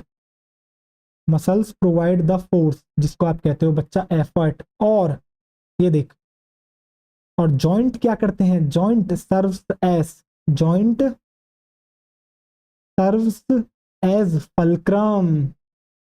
फल्क्रम, तो बेटा ये जो फल्क्रम वाली लाइन थी, इसी को समझाने के लिए बेटा इतना तामझाम आपका करा गया। जैसे कि इसका एग्जांपल मैं फिर से समझा देता हूं। सपोज कर मेरे हाथ से मुझे कुछ उठाना है, तो वो क्या हो गया? लोड हो गया, ठीक है। जिसके अंदर एल्बो जॉइंट तेरे को दिख रहा है फिक्स है, ये तेरा क्या है बेटा? फल्क्रम की तरह एक्ट करेगा। और ये जो बोन तेरे को यहाँ से यहाँ तक दिख रही है बेटा, ये तेरा क्या है? ये है तेरा बेटा लीवर। ये है तेरा बेटा लीवर। ये लीवर की तरह एक्ट करेगा। और मसल्स जो यहाँ पर प्रेजेंट है वो बेटा क्या करेंगी? फोर्स जनरेट करेंगी, और इस तरीके से आप किसी चीज को उठा लोगे। तो अब आपको समझ में आ गया बच्चा किस तरीके से जो है लीवर सिस्टम की तरह मदद करता है। और लीवर सिस्टम आपका किस चीज में हेल्प करता है बेटा? लीवर सिस्टम आपका हेल्प करता है किसी भी चीज को जो है बेटा आसानी से उठाने में और मूवमेंट कराने में। तो आपको समझ में आ गया किस तरीके से हमारी बॉडी इस लीवर सिस्टम को यूज करती है। और अब मैं एनसीईआरटी की लाइन भी यहाँ पे लिखा देता हूँ, ठीक है, जिसके लिए ये सारा नाटक करा गया था। नाटक नहीं, बेसिकली जिसके लिए आपने बच्चा ये कंसेप्ट पढ़ा था। तो एनसीईआरटी में क्या लाइन लिखी है? देख, एनसीईआरटी में बेटा एक तेरी ये लाइन लिखी है, और ये लाइन ये है, ठीक है। देख, फोर्स जनरेटेड बाय, तो बेटा फोर्स यहाँ पर किसकी तरह वर्क कर रही है? एफर्ट जनरेट कर रही है, ठीक है। Force generated by muscles. तो जो तेरी मसल्स हैं यहाँ पर वो किस तरह से एक्ट कर रही हैं? वो आपका एक्ट कर रही है बेटा किस तरीके से? बिल्कुल एफर्ट कर रही है, ठीक है। Force generated by muscles is used to carry, is used, अभी पता नहीं मैंने क्या ही बोल दिया यार is used to carry, is used to carry out movement. और ये मूवमेंट बेटा किसके थ्रू होती है? Carry out movement through fulcrum, through joint लिखो बेटा, through joint. Where joint act as fulcrum, where joint acts as fulcrum, where joints act as fulcrum. तो क्या बच्चा तेरे को समझ में आ गया, हाँ या ना, मेरे को इतना बता। बेहतरीन तरीके से समझ में आ गया, बहुत ईजी है यार, कुछ है ही नहीं। आजा अब देख, पहले जॉइंट की एनसीईआरटी करते हैं, उसके बाद तेरा क्या शुरू करता हूँ, तेरा शुरू करता हूँ बच्चा इसके बाद में डिसऑर्डर्स, ठीक है। Joints, joints are essential for all types of movements involving the bony parts of the body. तो बेटा जॉइंट्स होते हैं वो एसेंशियल होते हैं आपकी सभी प्रकार की मूवमेंट कराने के लिए, जो कि इन्वॉल्व करते हैं बेटा किसको, आपके बोनी पार्ट्स, बॉडी के बोनी पार्ट्स को, ठीक है। Locomotory movements are no exception to this. तो बेटा लोकोमोटरी मूवमेंट भी कोई इसका एक्सेप्शन नहीं है, ठीक है। Joints are point of contact between bones और बिटवीन बोन्स एंड कार्टिलेजेस। तो बेटा जॉइंट क्या है, जॉइंट एक्चुअल में एक पॉइंट ऑफ कॉन्टैक्ट है किसके बीच में, या तो बोन्स के बीच में या फिर बोन्स और कार्टिलेज के बीच का। Force generated by muscles is used to carry out movement through joints where the joint act as fulcrum. तो बेटा जो फोर्स जनरेटेड करी जाती है मसल्स के द्वारा, ठीक है, तो वो क्या कैरी आउट करती है, मूवमेंट जो है वो करवाती है, और किसके थ्रू करवाती है बेटा, जॉइंट के थ्रू करवाती है, जहां जॉइंट एक्ट करता है फल्क्रम। क्या ये लाइन समझ में आ गई? अगर ये लाइन आपको आज समझ में आ गई ना बेटा, तो आपका दिन बन गया, क्योंकि बहुत बच्चों को ये लाइन नहीं आती, आप उनसे जाके पूछ लेना, ठीक है। आप अपने आप आपके जो साथी पढ़ते हैं, आपके पार्टनर्स होंगे जिनके साथ आप पढ़ते हो, ठीक है, तो अपने भाइयों से पूछना, बहनों से पूछना, आपको आंसर मिलेगा कि उनको अच्छे से नहीं आता होगा ये फल्क्रम क्या है, ठीक है। और थोड़ा सा स्टाइल मार लेना कि आपको एक एक्स्ट्रा चीज आती है अच्छे से। The movability, the move the movability at these joints very depending on different factors. तो बेटा इनकी जो मूवेबिलिटी होती है जॉइंट की, वो काफी सारे फैक्टर्स पर क्या करती है, डिपेंड करती है, ठीक है। Joint have been classified into three major structural forms, namely fibrous, cartilaginous, synovial. तो बच्चा जो तेरी मूवमेंट्स होती हैं वो एक्चुअल में थ्री मेजर स्ट्रक्चरल फॉर्म्स में डिवाइड करी गई हैं, जिनका नाम है फाइब्रस, कार्टिलेजिनियस और साइनोवियल। देख, fibrous joints do not allow any movement. तो बच्चा फाइब्रस जॉइंट तेरा कोई भी प्रकार की मूवमेंट अलाउ नहीं करता है, इसलिए हम इसको कहते हैं इमूवेबल जॉइंट, ठीक है। This type of joint is shown by the flat skull bones which fuse end to end with the help of dense fibrous connective tissue in the form of sutures to form the cranium। तो बेटा ये जो तेरा fibrous joint है वो कहाँ देखने को मिलता है, तेरे को स्कल बोन्स में देखने को मिलता है, जो कि बेटा एंड टू एंड क्या होती हैं, जुड़ी हुई होती हैं, किसकी मदद से, डेंस फाइब्रस कनेक्टिव टिश्यू की मदद से। किसकी फॉर्म में ये प्रेजेंट होता है बेटा, सूचर्स की फॉर्म में, जो कि इमेज मैंने आपको बताई थी। और जब ये जुड़ जुड़ के मिल जाते हैं तो बेटा यही बनाते हैं आगे जाके ब्रेन बॉक्स, जिसको आप कहते हो क्रेनियम।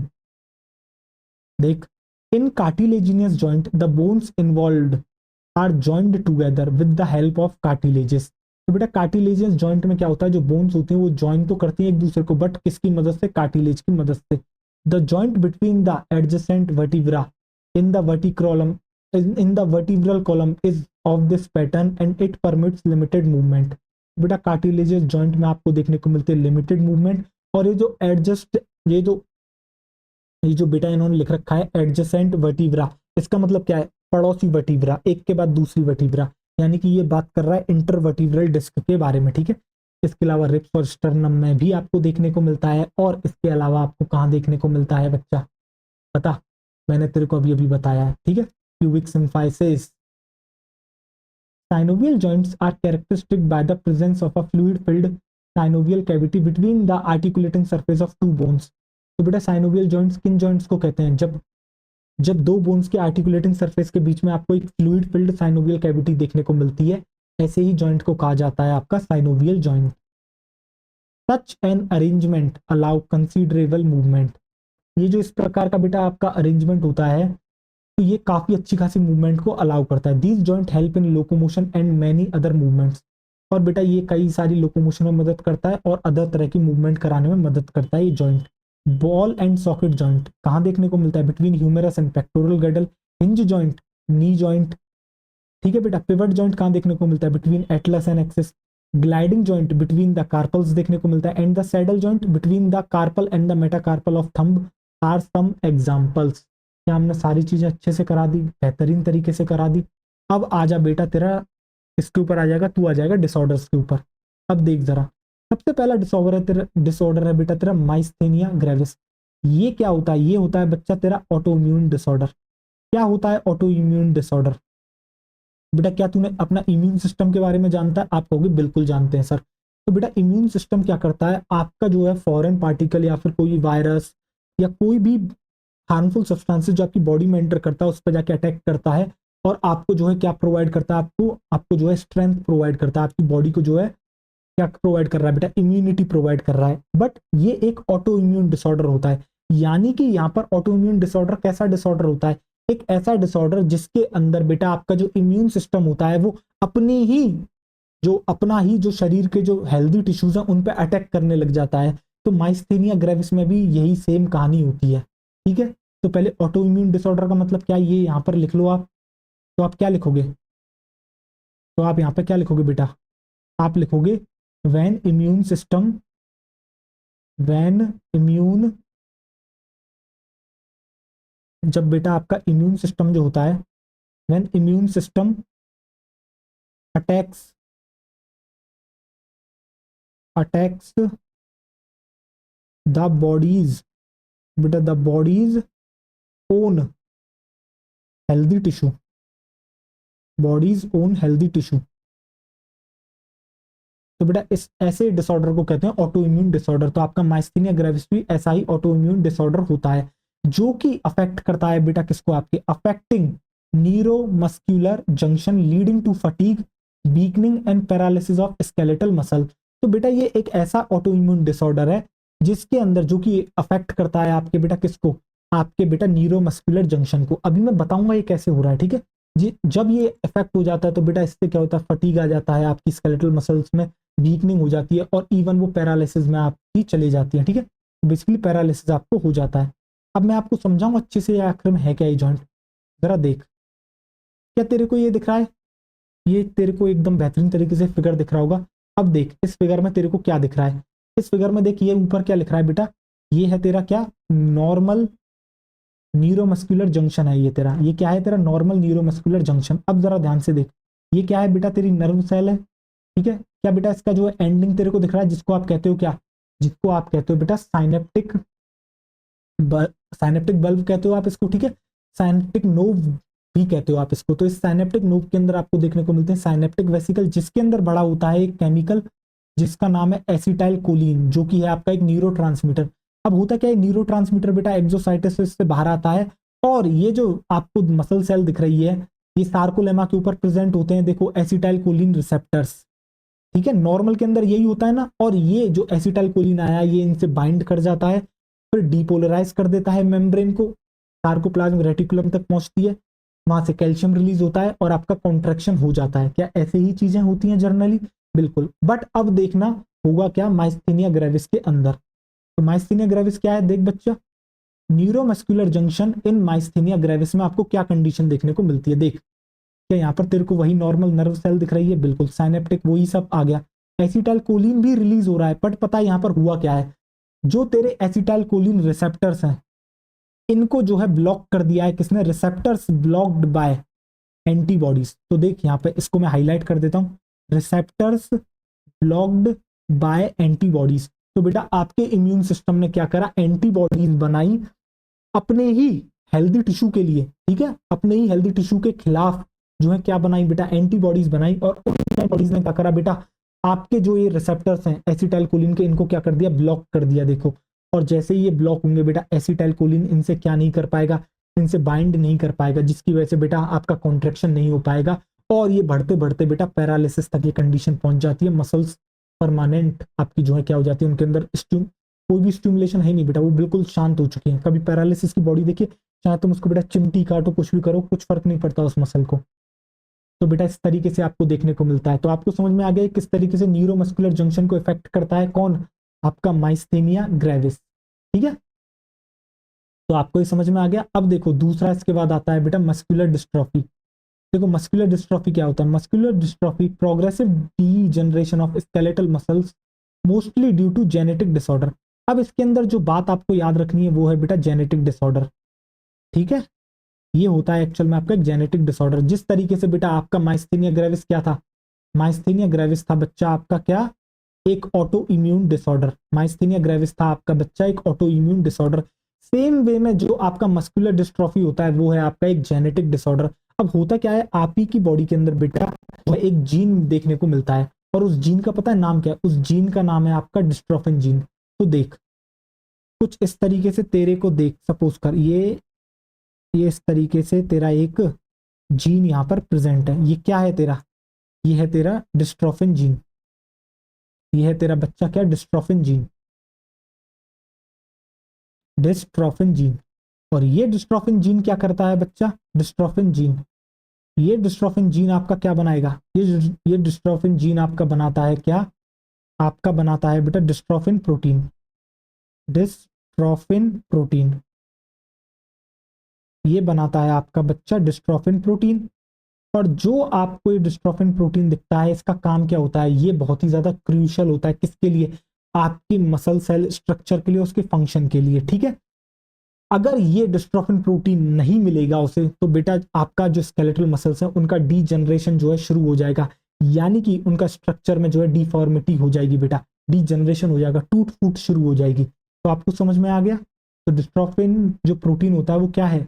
वो आपका क्रूशियल है। तो आप क्या लिखोगे?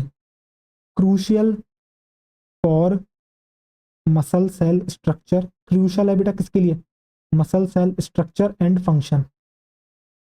Muscle cell structure and function. अब होता क्या है बेटा, ये एक जेनेटिक डिसऑर्डर है। तो जेनेटिक डिसऑर्डर क्या होता है? जीन में कोई खराबी हो गई। तो सपोज करो बेटा, मैंने क्या कहा, ये जो आपको दिख रहा है, ये जो आपको दिख रहा है डिस्ट्रोफिन जीन, ये आपका सपोज करो डैमेज हो गया, कोई भी कारण के चलते क्या हो गया? डैमेज हो गया, कोई म्यूटेशन हो गई या कुछ भी हो गया, ये डैमेज हो गया। ये डैमेज होगा तो बेटा क्या होगा? नो डिस्ट्रोफिन प्रोटीन, कोई भी डिस्ट्रोफिन प्रोटीन नहीं आएगा। और कोई भी डिस्ट्रोफिन प्रोटीन नहीं आएगा तो आपका क्या हो जाएगा?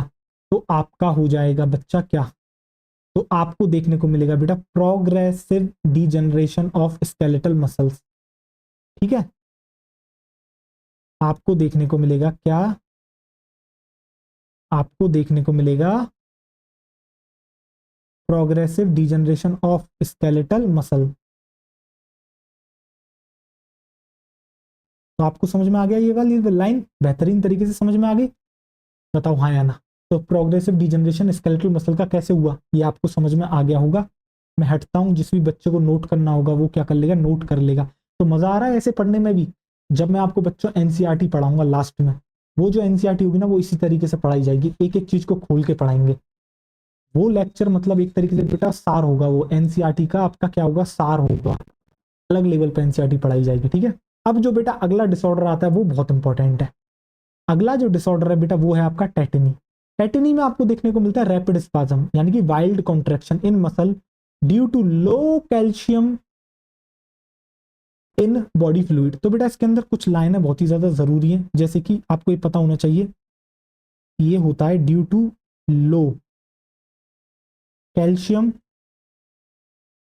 इन बॉडी फ्लूइड। बेटा आपको लोकेशन पता होना चाहिए कहां पर होता है, बॉडी फ्लूइड में होता है। अब आपको ये ऐसे समझ में नहीं आएगा, अब मैं आपको एक कहानी सुनाता हूँ, कहानी नहीं, शरीर की।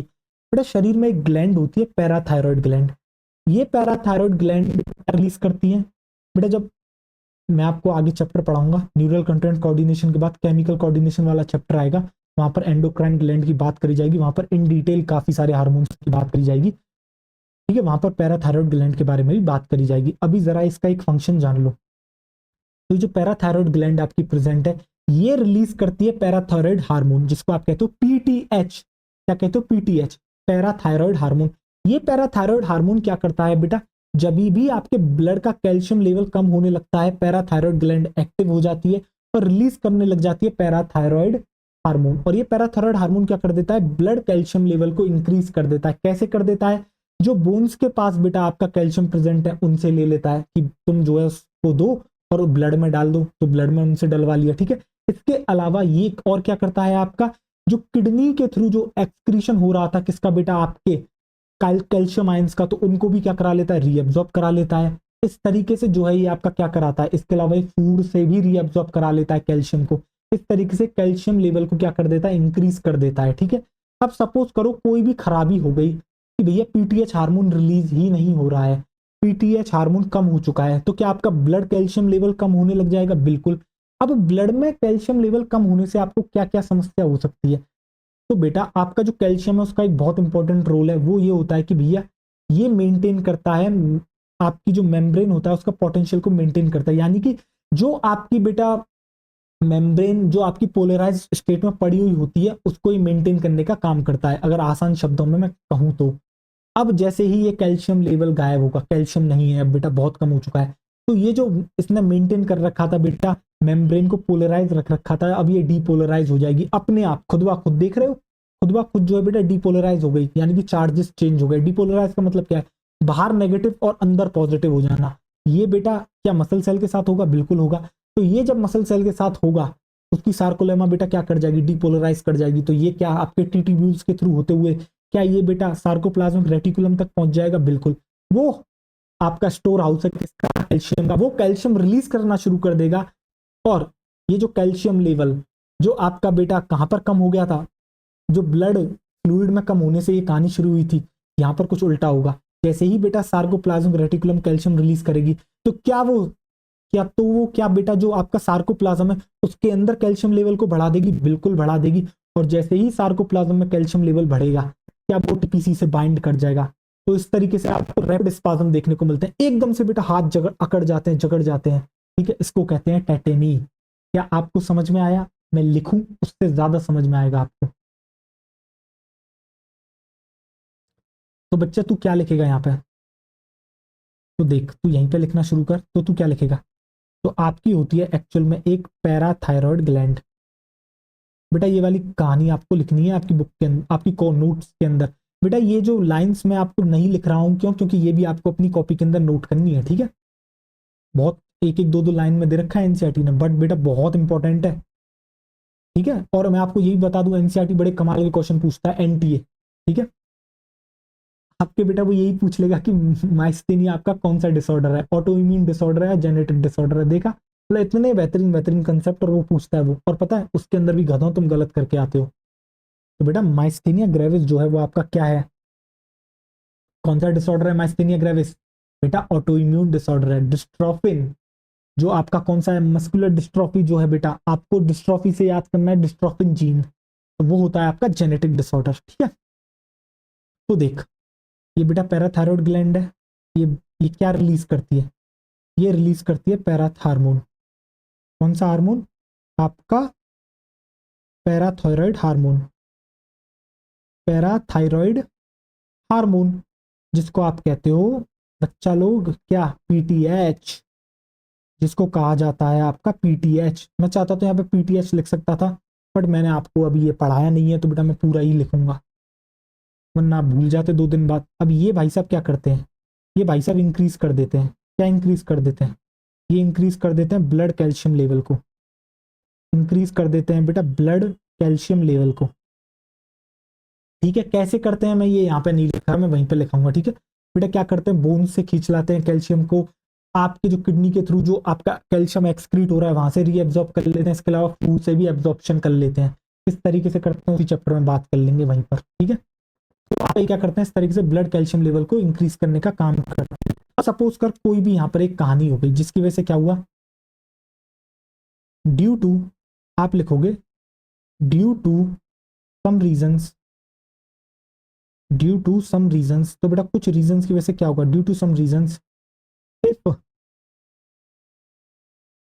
इफ पैराथायरॉयड हार्मोन आपका क्या कर जाए बेटा? डिक्रीज कर जाए, तो आपका क्या असर पड़ेगा? अगर ये बच्चा डिक्रीज कर गया तो देख होगा क्या? तेरा जो ब्लड कैल्शियम लेवल है वो भी क्या कर जाएगा? डिक्रीज। तेरा डिक्रीज कर जाएगा। कौन डिक्रीज कर जाएगा? तेरा blood calcium level. Blood calcium level तेरा क्या कर जाएगा बेटा? तेरा डिक्रीज कर जाएगा। और जैसे ही ये ब्लड कैल्शियम लेवल डिक्रीज करेगा तो क्या होगा? तो पहले तो तू यहाँ पे बेटा एकदम खोपचे में तू यहाँ पे क्या लिख ले कि भैया इस कैल्शियम का काम क्या है। ये जो कैल्शियम आपको दिख रहा है ना बेटा, ये क्या करता है? ये आपका मेंटेन करता है पोलराइज्ड मेम्ब्रेन को। ये आपका मेंटेन कर रहा है किसको? Maintain polarized state of membrane. Maintain polarized state of membrane. तेरे को ये समझ में आ गया? ये पोलराइज स्टेट को क्या कर रहा है बेटा? आपका मेंटेन कर रहा है। अब जैसे ही बेटा ये आपका लेवल कम होगा तो क्या होगा, यहाँ पर प्रेजेंट है बेटा इस तरीके से आपकी सार्कोलेमा। सार्कोलेमा क्या है बेटा, मसल फाइबर्स जो है आपकी उसकी क्या है बेटा, प्लाज्मा मेम्ब्रेन। और अंदर भैया इस तरीके से कौन प्रेजेंट है, अंदर है आपका सार्कोप्लाज्मिक रेटिकुलम। तो देख बेटा होगा क्या, इसकी वजह से क्या होगा, तो आप लिखोगे जैसे ये कम होगा रिजल्ट्स, ये किस में रिजल्ट करेगा आपका, ये रिजल्ट करेगा बच्चा तेरा डीपोलराइज में। ये क्या कर देगा ये बेटा, ये जो है तेरा क्या कर देगा, एक मिनट, इसको ऐसे नहीं लिखते हैं, अलग तरीके से लिखते हैं, आजा देख कि जैसे ही ये होगा तेरा क्या होगा, तो तू क्या लिखेगा, membrane becomes depolarize, membrane becomes depolarize, depolarize, membrane जो है आपकी डीपोलराइज हो जाएगी। और डीपोलराइज होने का मतलब क्या है बेटा, बाहर नेगेटिव चार्ज, अंदर पॉजिटिव चार्ज, देख रहा है। और जैसे ही ये होगा क्या बेटा, ये जो है तेरी यहाँ तक करते हुए इस तरीके से इस पर पहुंच जाएगी, और जैसे ही ये इस पर पहुंचेगी तो क्या बेटा ये यहाँ से कैल्शियम रिलीज करना शुरू कर देगा। तो आप क्या करोगे, यहाँ से कैल्शियम रिलीज होना शुरू हो जाएगा, और जैसे ही यहाँ पे कैल्शियम आने लगेगा तो आपका जो सार्कोप्लाज्मा उसके अंदर क्या करेगा बेटा, कैल्शियम जो है तेरा बढ़ने लगेगा, जिसकी वजह से तेरे को क्या देखने को मिलेंगे, रैपिड स्पाज्म देखने को मिलेंगे। तो मैं क्या लिख सकता हूँ यहाँ पर ये वाली बात, एक मिनट मुझे यहाँ से हटना पड़ेगा तभी मैं ये वाली बात लिख पाऊंगा। आओ देखो,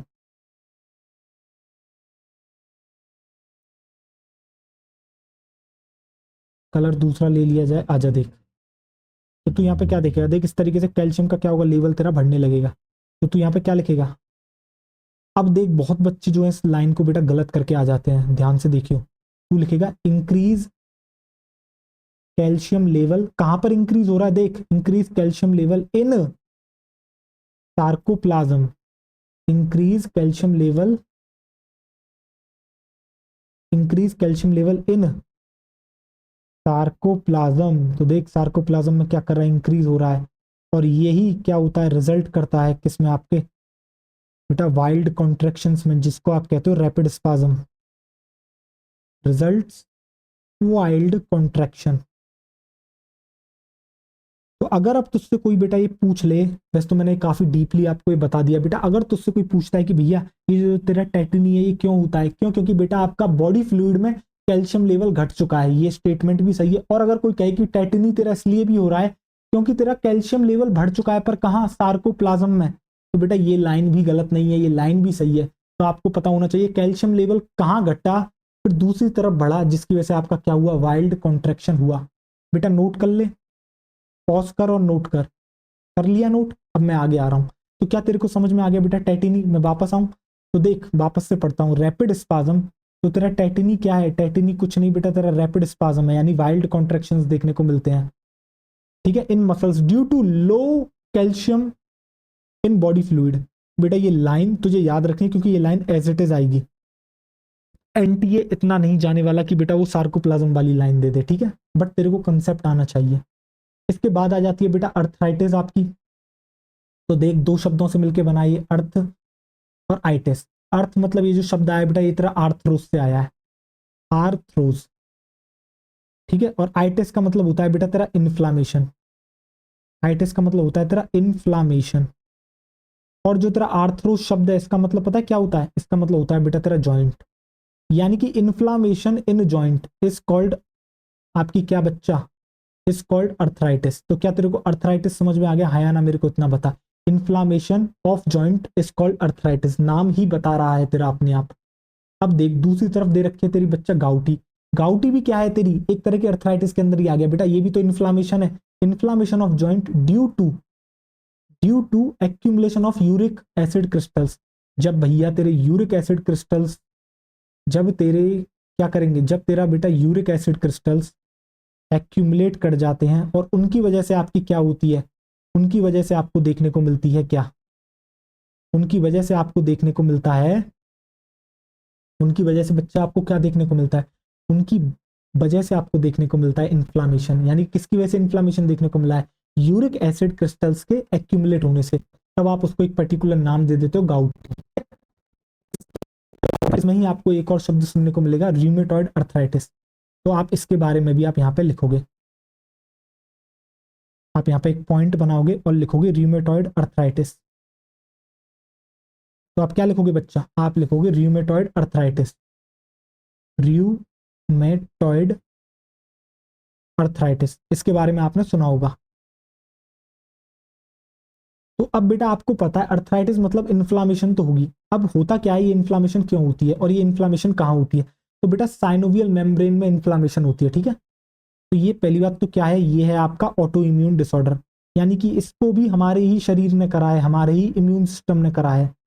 देख रहा है अपने कितने लगातार धोखा दे रहे हैं, अपना ही इम्यून सिस्टम हमें धोखा दे रहा है। तो ये है आपका ऑटो इम्यून सिस्टम नहीं बेटा डिसऑर्डर, ये है आपका ऑटो इम्यून डिसऑर्डर। और इसके अंदर क्या हो जा, ये क्या हो गया, अरे यार ये ऑन है क्या अभी भी? एक मिनट, इसको बेटा कट करना होगा, कट कर दिया। आजा देख, ऑटो इम्यून डिसऑर्डर, ये है आपका बच्चा लोग ऑटो इम्यून डिसऑर्डर। और बाकी में ये है क्या बेटा, ये होता है इन्फ्लामेशन ऑफ साइनोवियल मेम्ब्रेन, यानी कि साइनोवियल फ्लूइड बहुत ज़्यादा बढ़ चुका है, ठीक है। तो आप लिख लोगे इन्फ्लामेशन ऑफ साइनोवियल मेम्ब्रेन, यहाँ पर हो जाता है इन्फ्लामेशन ऑफ साइनोवियल मेम्ब्रेन। बाकी इन डिटेल हमें नहीं जाना बच्चा इतना, इन्फ्लामेशन ऑफ साइनोवियल मेम्ब्रेन, ठीक है। ये भी आपको समझ में आ गया। अब आ जाते हैं आखिरी पर, आखिरी भी आसान है बेटा, ऑस्टियोपोरोसिस। जरा ध्यान से शब्द को समझियो, ऑस्टियो और पोरोसिस। बेटा ऑस्टियो का मतलब क्या होता है, ऑस्टियो का मतलब होता है बेटा तेरा बोन, ठीक है। और पोरोसिस का मतलब क्या है बेटा, पोर, यानी कि तेरी बोन में क्या हो चुके हैं, तेरी बोन में हो चुके हैं पोर्स। यानी जब तेरी बोन के अंदर बेटा छोटे छोटे छोटे छोटे पोर्स हो जाए। अब ये पोर्स होंगे कैसे? पहली बात तो बेटा ये तेरा एक एज रिलेटेड डिसऑर्डर है। जैसे जैसे बेटा उम्र बढ़ती जाती है, होता क्या है, आपका जो बोन मास होता है, आपकी हड्डी का जो मास है वो डिक्रीज करता जाता है, ठीक है। और आपका हो क्या रहा है बच्चा, वो डिक्रीज क्यों कर रहा है, क्योंकि बेटा कैल्शियम का लेवल कम हो चुका है, ठीक है। हो क्या रहा है बेटा, वो डिक्रीज करता जा रहा है, जिसकी वजह से बेटा आपके जो है फ्रैक्चर के चांसेस जो है बढ़ जाते हैं, ठीक है। फीमेल्स में भी आपको देखने को मिलता है ऑस्टियोपोरोसिस, फीमेल्स में देखने को मिलता है due to decrease level of oestrogen, ठीक है। अब होता क्या है, एक एज के बाद बेटा जो फीमेल्स की मेंस्ट्रुअल साइकिल होती है, यानी कि उनके जो पीरियड्स आते हैं वो बंद हो जाते हैं, जिसको आप कहते हो मीनोपॉज। और जैसे ही वो मीनोपॉज बंद होता है बेटा, उसका एस्ट्रोजन का लेवल घटने लगता है, जिसकी वजह से ऑस्टियोपोरोसिस उनमें हो जाता है, ठीक है। यानी कि हो जाते हैं। तो यही कहलाता है आपका ऑस्टियोपोरोसिस। क्या है, एक एज रिलेटेड डिसऑर्डर है। तो मैं क्या यहाँ पे लिख सकता हूँ, ये क्या है आपका एक्चुअल में एक एज रिलेटेड डिसऑर्डर है। तो आपको याद रखना है बेटा कौन सा डिसऑर्डर किससे रिलेटेड है, ठीक है। तो ये क्या है आपका एक एज रिलेटेड डिसऑर्डर है, देखो ये है आपका एक एज रिलेटेड डिसऑर्डर।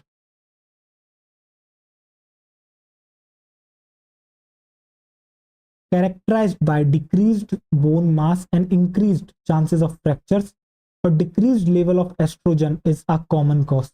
तो बेटा ये जो decreased level of estrogen की इन्होंने बात करी है, एक मिनट देख, ये ये आपको फीमेल्स में देखने को मिलेगा आफ्टर मीनोपॉज, ठीक है। तो तू यहाँ लिख देगा ये फीमेल्स की बात कर, अरे यार क्या हो गया,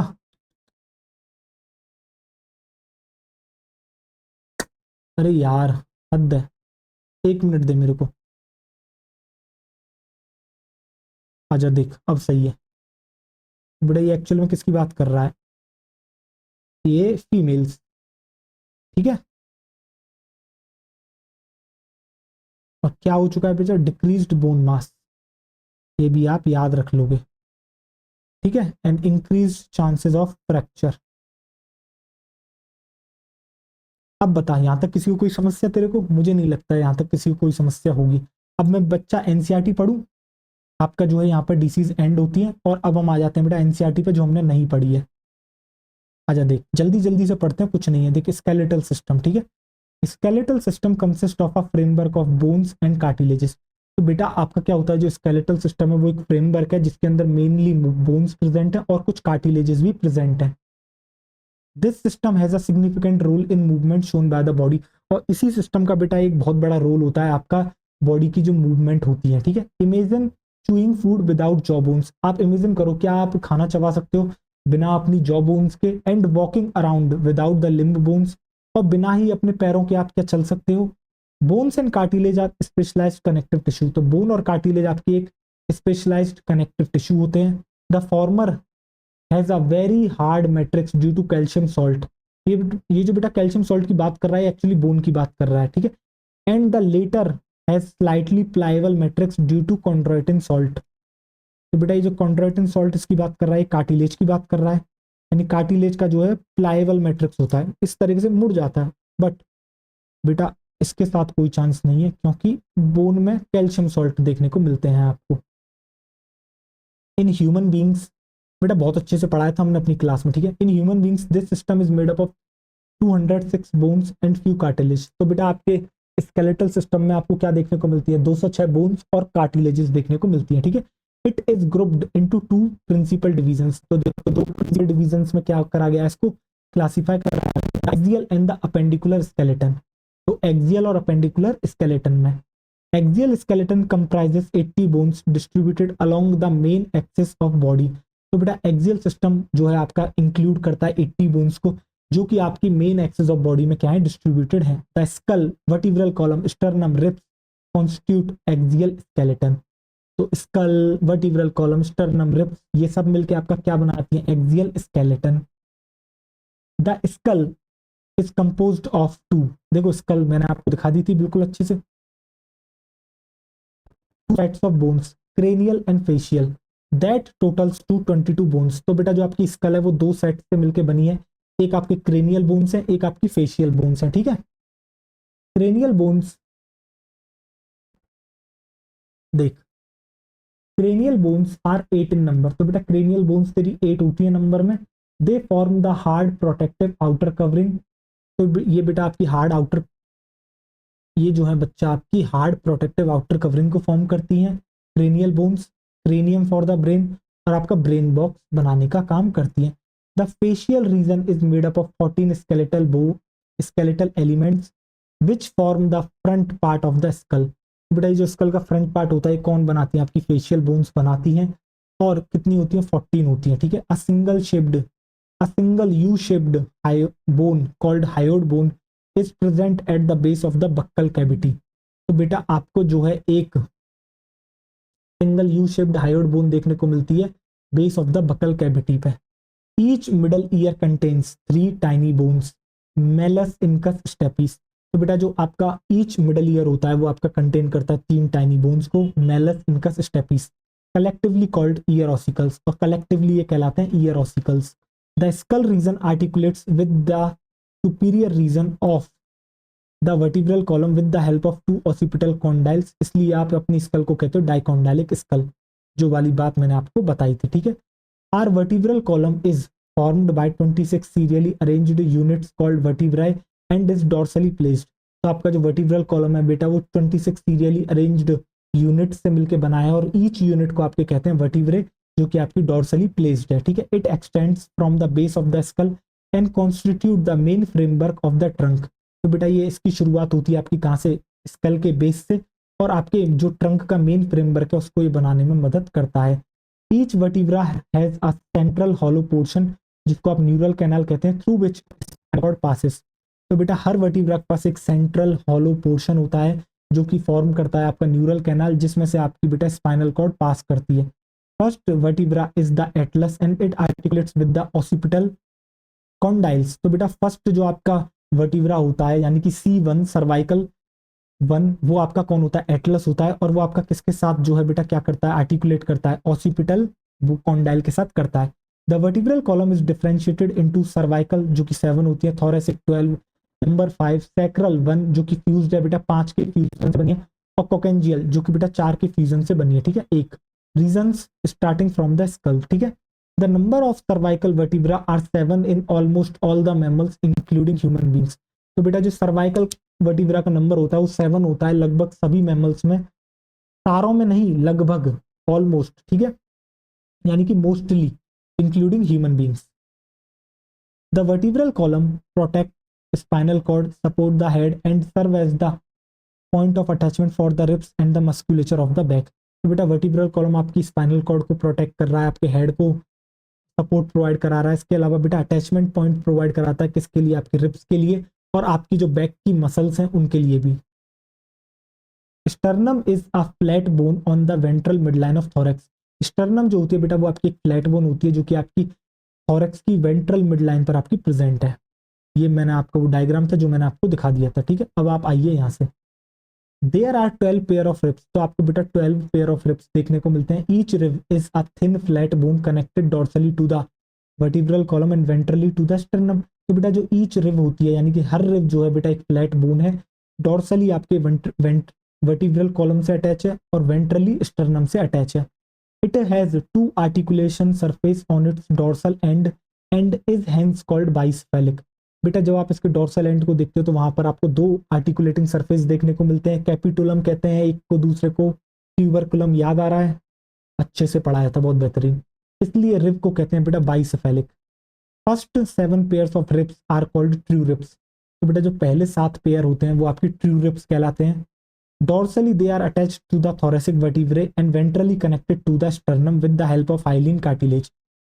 तो बेटा ये पीछे की तरफ तो आपके किससे जुड़े हुए हैं, थोरेसिक वर्टिब्रे से, और वेंट्रली आगे की तरफ स्टर्नम से जुड़े हुए हैं, किसकी मदद से, हाइलिन कार्टिलेज की मदद से।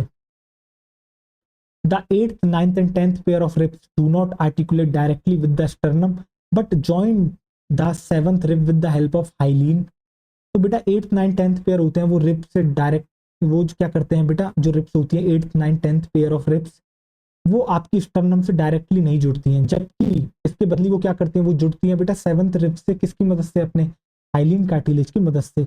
These are called vertebrochondral ribs यानी कि फॉल्स रिब्स, ठीक है।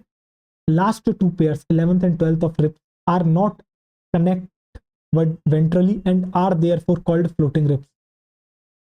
तो बेटा जो लास्ट 2 पेयर्स होते हैं यानी कि 11th and 12th pair rib के, वो आपके वेंट्रली जो है क्या होते हैं, कनेक्टेड नहीं होते, ठीक है। इसलिए इनको कहते हैं आपके बेटा क्या, floating ribs. Thoracic vertebrae ribs and sternum together form rib cage. तो बेटा थोरेसिक वर्टिब्रे आपके रिब्स और स्टर्नम ये मिलके बनाती हैं आपका क्या बच्चा, rib cage. The bones of the limbs along with their girdles constitute appendicular skeleton. तो बेटा जो बोन्स होती हैं लिम्ब की, वो गडल्स के साथ मिलकर अपेंडिकुलर स्केलेटल को बनाने का काम करती है। Each limb is made of 30 bones. तो जो हर एक लिम्ब होता है बेटा वो आपका 30 बोन से मिलकर बना हुआ है। The bones of the hands यानी कि 4 limbs are humerus, radius, ulna, carpal जो कि रिस्ट बोन होती है 8 in number, metacarpal palm bone 5 in number, phalanges digits 14 in number.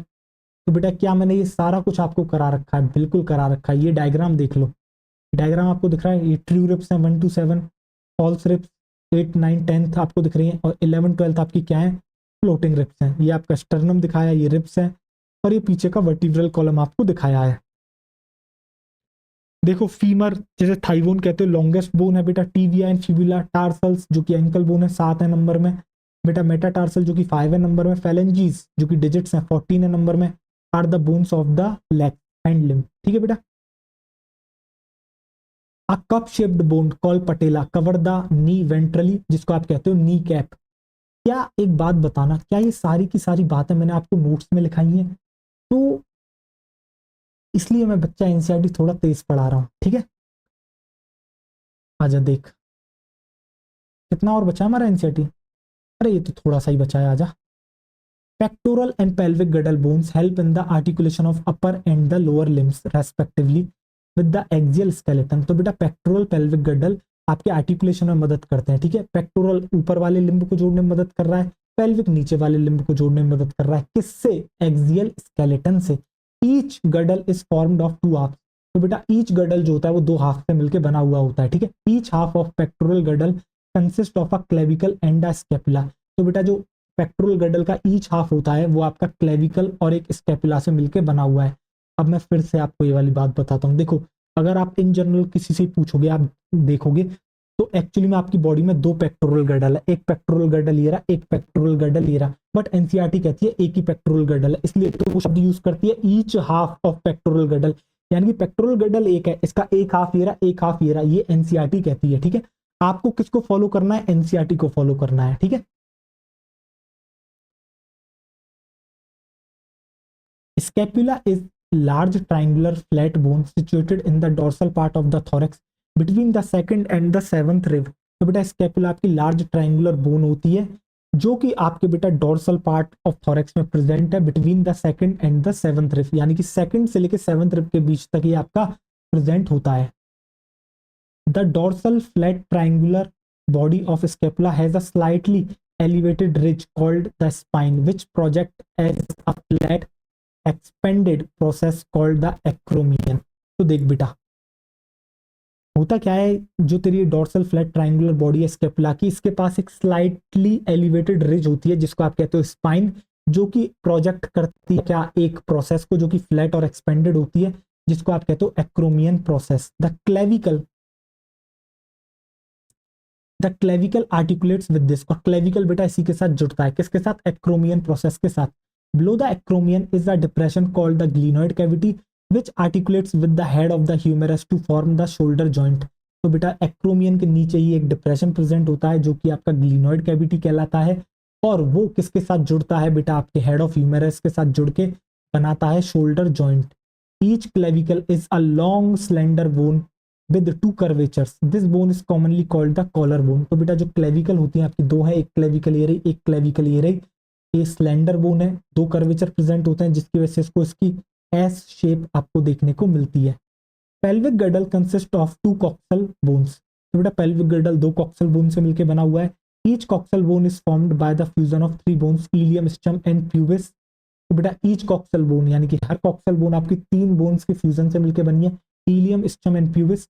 At the point of fusion of the above bones is a cavity called acetabulum to which the thigh bone articulates. जब बेटा ilium, स्टम, pubis मिलती हैं एक common point पर तो वो क्या करती है, एक कप शेप्ड आपकी कैविटी फॉर्म करती है जिसको आप कहते हो क्या, एसिटाबुलम, जिसमें आपकी जो थाई बोन यानी फीमर जो है आके जुड़ती है और आपका हिप जॉइंट बनाने का काम करती है. The two halves of the pelvic girdle meet ventrally to form the pubic symphysis containing fibrous cartilage. तो बेटा ये जो दो हाफ होते हैं पेल्विक गर्डल के वो इस तरीके से आके मिलते हैं, देखो इस तरीके से आके मिलते हैं, और किस पे मिल रहे हैं बेटा, प्यूबिक सिम्फाइसिस बनाते हैं मिलके, वेंट्रली मिलते हैं, ठीक है, क्योंकि आपका क्या है, फाइब्रस कार्टिलेज है. और इसी के साथ आपकी एनसीईआरटी यहाँ पर होती है बच्चा एंड. ठीक, अब आ जाते हैं तेरी. तो बेटा जैसा मैंने कहा था लगभग 1 घंटा 37 मिनट का लेक्चर हो चुका है, कोई ना वो 1 घंटा 40 मिनट. चल मैं एक बात तेरे को फिर से दोहरा देता हूँ. बेटा एनसीईआरटी लिखती है कि जो आपका गर्डल होता है वो आपके दो हाफ से मिलकर बना हुआ है. Each girdle is pelvic girdle तो दो हाफ से मिलकर बनता ही है, एक कॉक्सल बोनेरी, एक कॉक्सल बोनेरी, इस तरीके से एक पेल्विक गर्डल मिलता है. एनसीईआरटी कहती है कि पेक्टोरल गर्डल भी एक है, ठीक है, यानी कि हाफ पेक्टोरल गर्डल ये रहा, हाफ पेक्टोरल गर्डल ये रहा, ठीक है. एनसीईआरटी को ही आपको फॉलो करना है, अदरवाइज पेक्टोरल गर्डल होता है एक ये रहा, एक ये रहा, बट जो एनसीईआरटी में लिख रखा है वो बिल्कुल सत्य है, ठीक है. तो बच्चों थैंक यू सो मच, आपने लेक्चर यहाँ तक लिया. मिलते हैं अगले लेक्चर में, तब तक आप अपना ढेर सारा ख्याल रखें, पढ़ाई करते रहें. ऑल द वेरी बेस्ट, मिलते हैं अगले लेक्चर में.